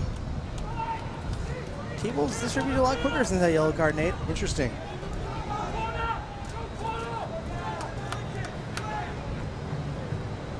Final Vang, player to watch, has put in, coming on 90 minutes now, John, of really great soccer. Proved himself dangerous, just to no avail so far. We got to find Abdallah Ba on that side. There we go, nice little outlet. There's some shout for handball there. Happens to be right place, right time. We're at full time, John. Cleveland up 2-0 on the Crows, and we're hearing 6 minutes of added time. You know, Minneapolis City been looking for this, looking for these goals for 20 minutes. What can we do in 6? I mean, that the first half hitting the bar 3 times, that hurt. Really hurt. Substitution for Cleveland SC. We've got a substitution here for Cleveland. Coming off the field is number 10, Admir Sulovic. Great shift by Sulovic. Scored the first goal, scored both penalties in the victory against Milwaukee Torrent. Admir Sulovic, probably man of the tournament so far for Cleveland, replaced by number 5, Johnny Doldner. Just another big defensive body in there, John. Yeah. Oh, unlucky by Jack Barry. And Cleveland will probably look to kill this out. Yeah, that's going to be a short corner. We'll see what Cleveland can do here, I bet. I mean, Take the time. it all goes sauntering over. The second half, Nate, all goes back to the decision to not allow that goal. Yeah, I mean, Minneapolis City came out. If you just joining us or joined us late on the stream, Minneapolis City came out down 1-0 in that. Equalized. Yeah, and they looked to have equalized by putting that pressure on Cleveland that we were hoping they would. Central referee called for goal. The AR called him over and denied it, calling a foul on Nick Hutton against Connor Cable. I'd say that Hutton would agree that he was pushed into Cable from behind. Into Cable. And I don't think it affected Cable either. Ian Smith with space. Yeah, I don't know. I guess we'd have to see, and I guess this is not worth debating, but hard to say if Cable would have gotten over after bobbling the ball. Andrews is in. Here's Andrews down this near side. Boss went into Ba. Looking for Bob, but overcooks that.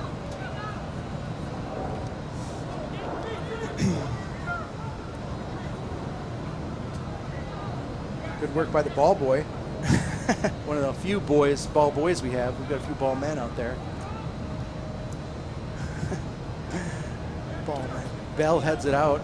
Minneapolis City still fighting. It's a different narrative. It's 1-0, but it's being 2-0. That's tough. Yeah, and I'd say, John, both goals for Minneapolis City. Andrews might be in here. Let's see. Nope. Well headed.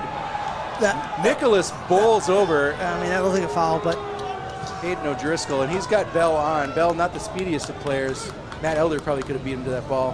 2011 Bell gets that.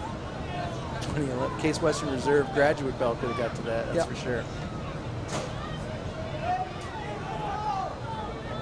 Jonah Garcia, another guy who's put in a really nice shift. Able to remain mobile. Aaron Olsen with the quick throw in to Mesjian. Funny Garcia, if you can pump one in here. Mesjian and Smith, another good link up. Olsen on There the was ball. Chanchar right in the middle to meet that cross. That might do it, Nate. Connor Cable with that one. Yeah, I think Minneapolis City might be out of ideas here. Cleveland SC has done a really nice job of being able to clog up that middle, respond to what made Minneapolis City so dangerous in the first half. And now City Numbers are up. needing to track back. Good defense by Garcia. The ball's got to get forward. Oh, That's a handball. That's going to add some time on. We're going to go yellow card. Yellow card, Cleveland SC, number 18. Yellow card in the waning minutes for Zablowicz Wixel. You have to believe that maybe the 6 minutes is going to add on a little bit here with the substitutions, and the purposeful handball there. Yeah. Here comes Bell, replaced by number 23, David Beatty, the last substitute for Cleveland available on the bench. Just give Beatty a little runaround out there. Oh, he's just going to go straight to the back. They're not going to put any players forward. No, I think Cleveland is going to park the bus, and they have parked the bus well here ever since that Minneapolis City goal was disallowed. I think they thought, try to keep the danger out of Minneapolis City's attack. Well done by Cleveland to do as such.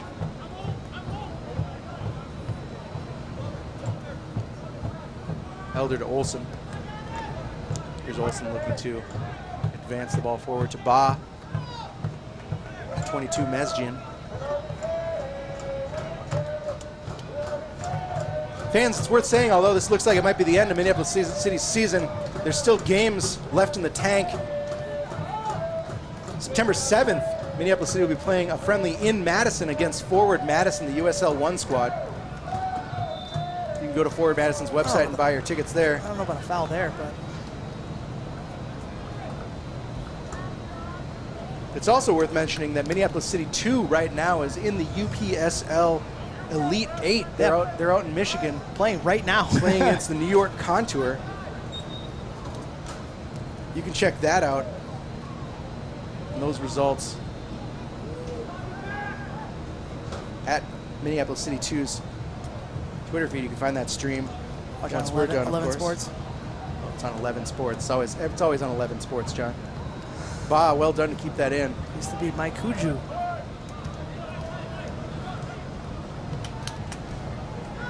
Garcia done wrong by that back pass by Andrews. We are in the 6th minute of stoppage time, 6:13 to be exact. Minneapolis City down 2-0 to Cleveland SC. Like we talked about, Cleveland just finds a way in the regional. Yeah, this is 2 years ago, in the last Midwest Regional, Cleveland SC went in to the final as the decided underdogs against Detroit City, a very good Detroit City team that went pro the next year, and still was able to beat them.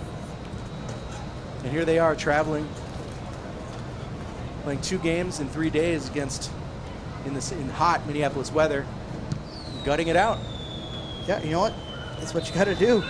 And there's 3 whistles from the center referee. And that's it. Minneapolis City has gone down in this final at home against Cleveland SC. Cleveland with the victory, 2-0. 2 shots, 2 goals, basically, John, is the story of the day for Cleveland.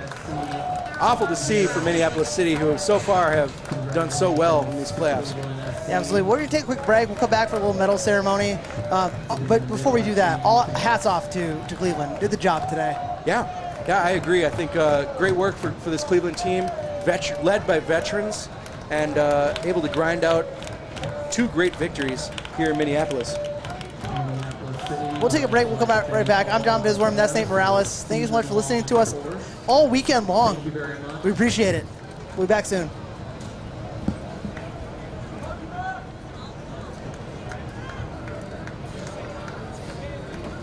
Come on, team, do that. There we go.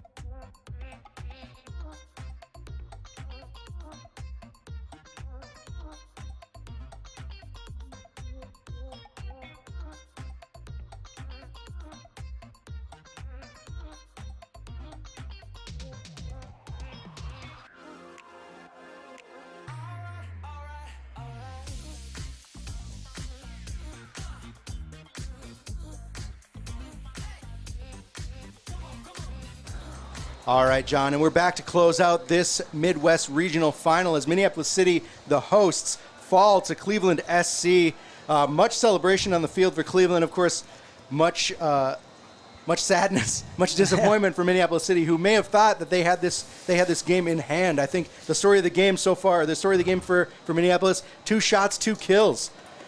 Yeah, I mean, you know what happens in playoff soccer? You don't convert your chances, you lose games. Yeah. And 3 off the crossbar, not taking anything away from Minneapolis City's performance today, but one of those goes in, the whole story changes, Nate. Absolutely, absolutely. So congratulations to Cleveland SC, who will be advancing to the NPSL semifinals, national semifinals, against the winners of either. So they're going to be joined by Denton Diablos and the winners of either the Tulsa Athletic or Southwest Soccer, I believe, out of Mississippi, as well as Southern State Soccer, out of Mississippi, as well as the winners of Christos out of Baltimore and FC Motown. Those games are happening right now, but another game that's happening right now, John, is Minneapolis City 2 in the UPSL Elite 8. They are in Detroit against New York Contour, and they are down currently in the 35th minute, 1-0. We urge you to check out that stream on 11 Sports. You can check that out just by going to Minneapolis City 2's Twitter feed, and we'll get that link for you right there. Back to you, John, for final thoughts on this game. Well, some soccer games are meant to either lose or win, and today wasn't our day. It takes nothing away from the spectacular season that Minneapolis City had individually. Number 1 team in the country for a lion's share of the season. Yep. Just ran into the buzzsaw that is the experienced team in Cleveland, figuring out ways to do it. And that sucks. It totally sucks. But like I said, hats off to Cleveland. They did what it takes to travel here with a skeleton crew. Not a lot of their players from their conference 11 selection, and it is what it is. Yeah, worth noting, traveling with only 15 players and playing 2 games in 3 days in 90-plus degree heat, plus down their head coach in their second game, and Cleveland still able to hang on and get that 2-0 win against Minneapolis City. Here we're seeing Minneapolis getting their second-place medals. And, John, I think this is where we part ways. This is where we're going to say goodbye. It's been a pleasure being in the booth with you. Oh, thanks for coming over this weekend. Wish we could have been in the booth a couple more games, as Minneapolis City would have sure hosted the semifinals and the final if we advanced. But check us out on the People's Pitch podcast. We'll break down each of these games. And, like we said, unfortunately for the home side, it didn't work out. But follow us on @thepeoplespitch on Twitter. We'll be posting out our recap of the weekend. Yeah. And not much more to say, Nate. No. Congratulations to Cleveland SC. And for Nate Morales, I'm John Bisworm. Sometimes soccer doesn't go our way, but it still is a gift. That's right. Thank you so much. We'll talk to you soon.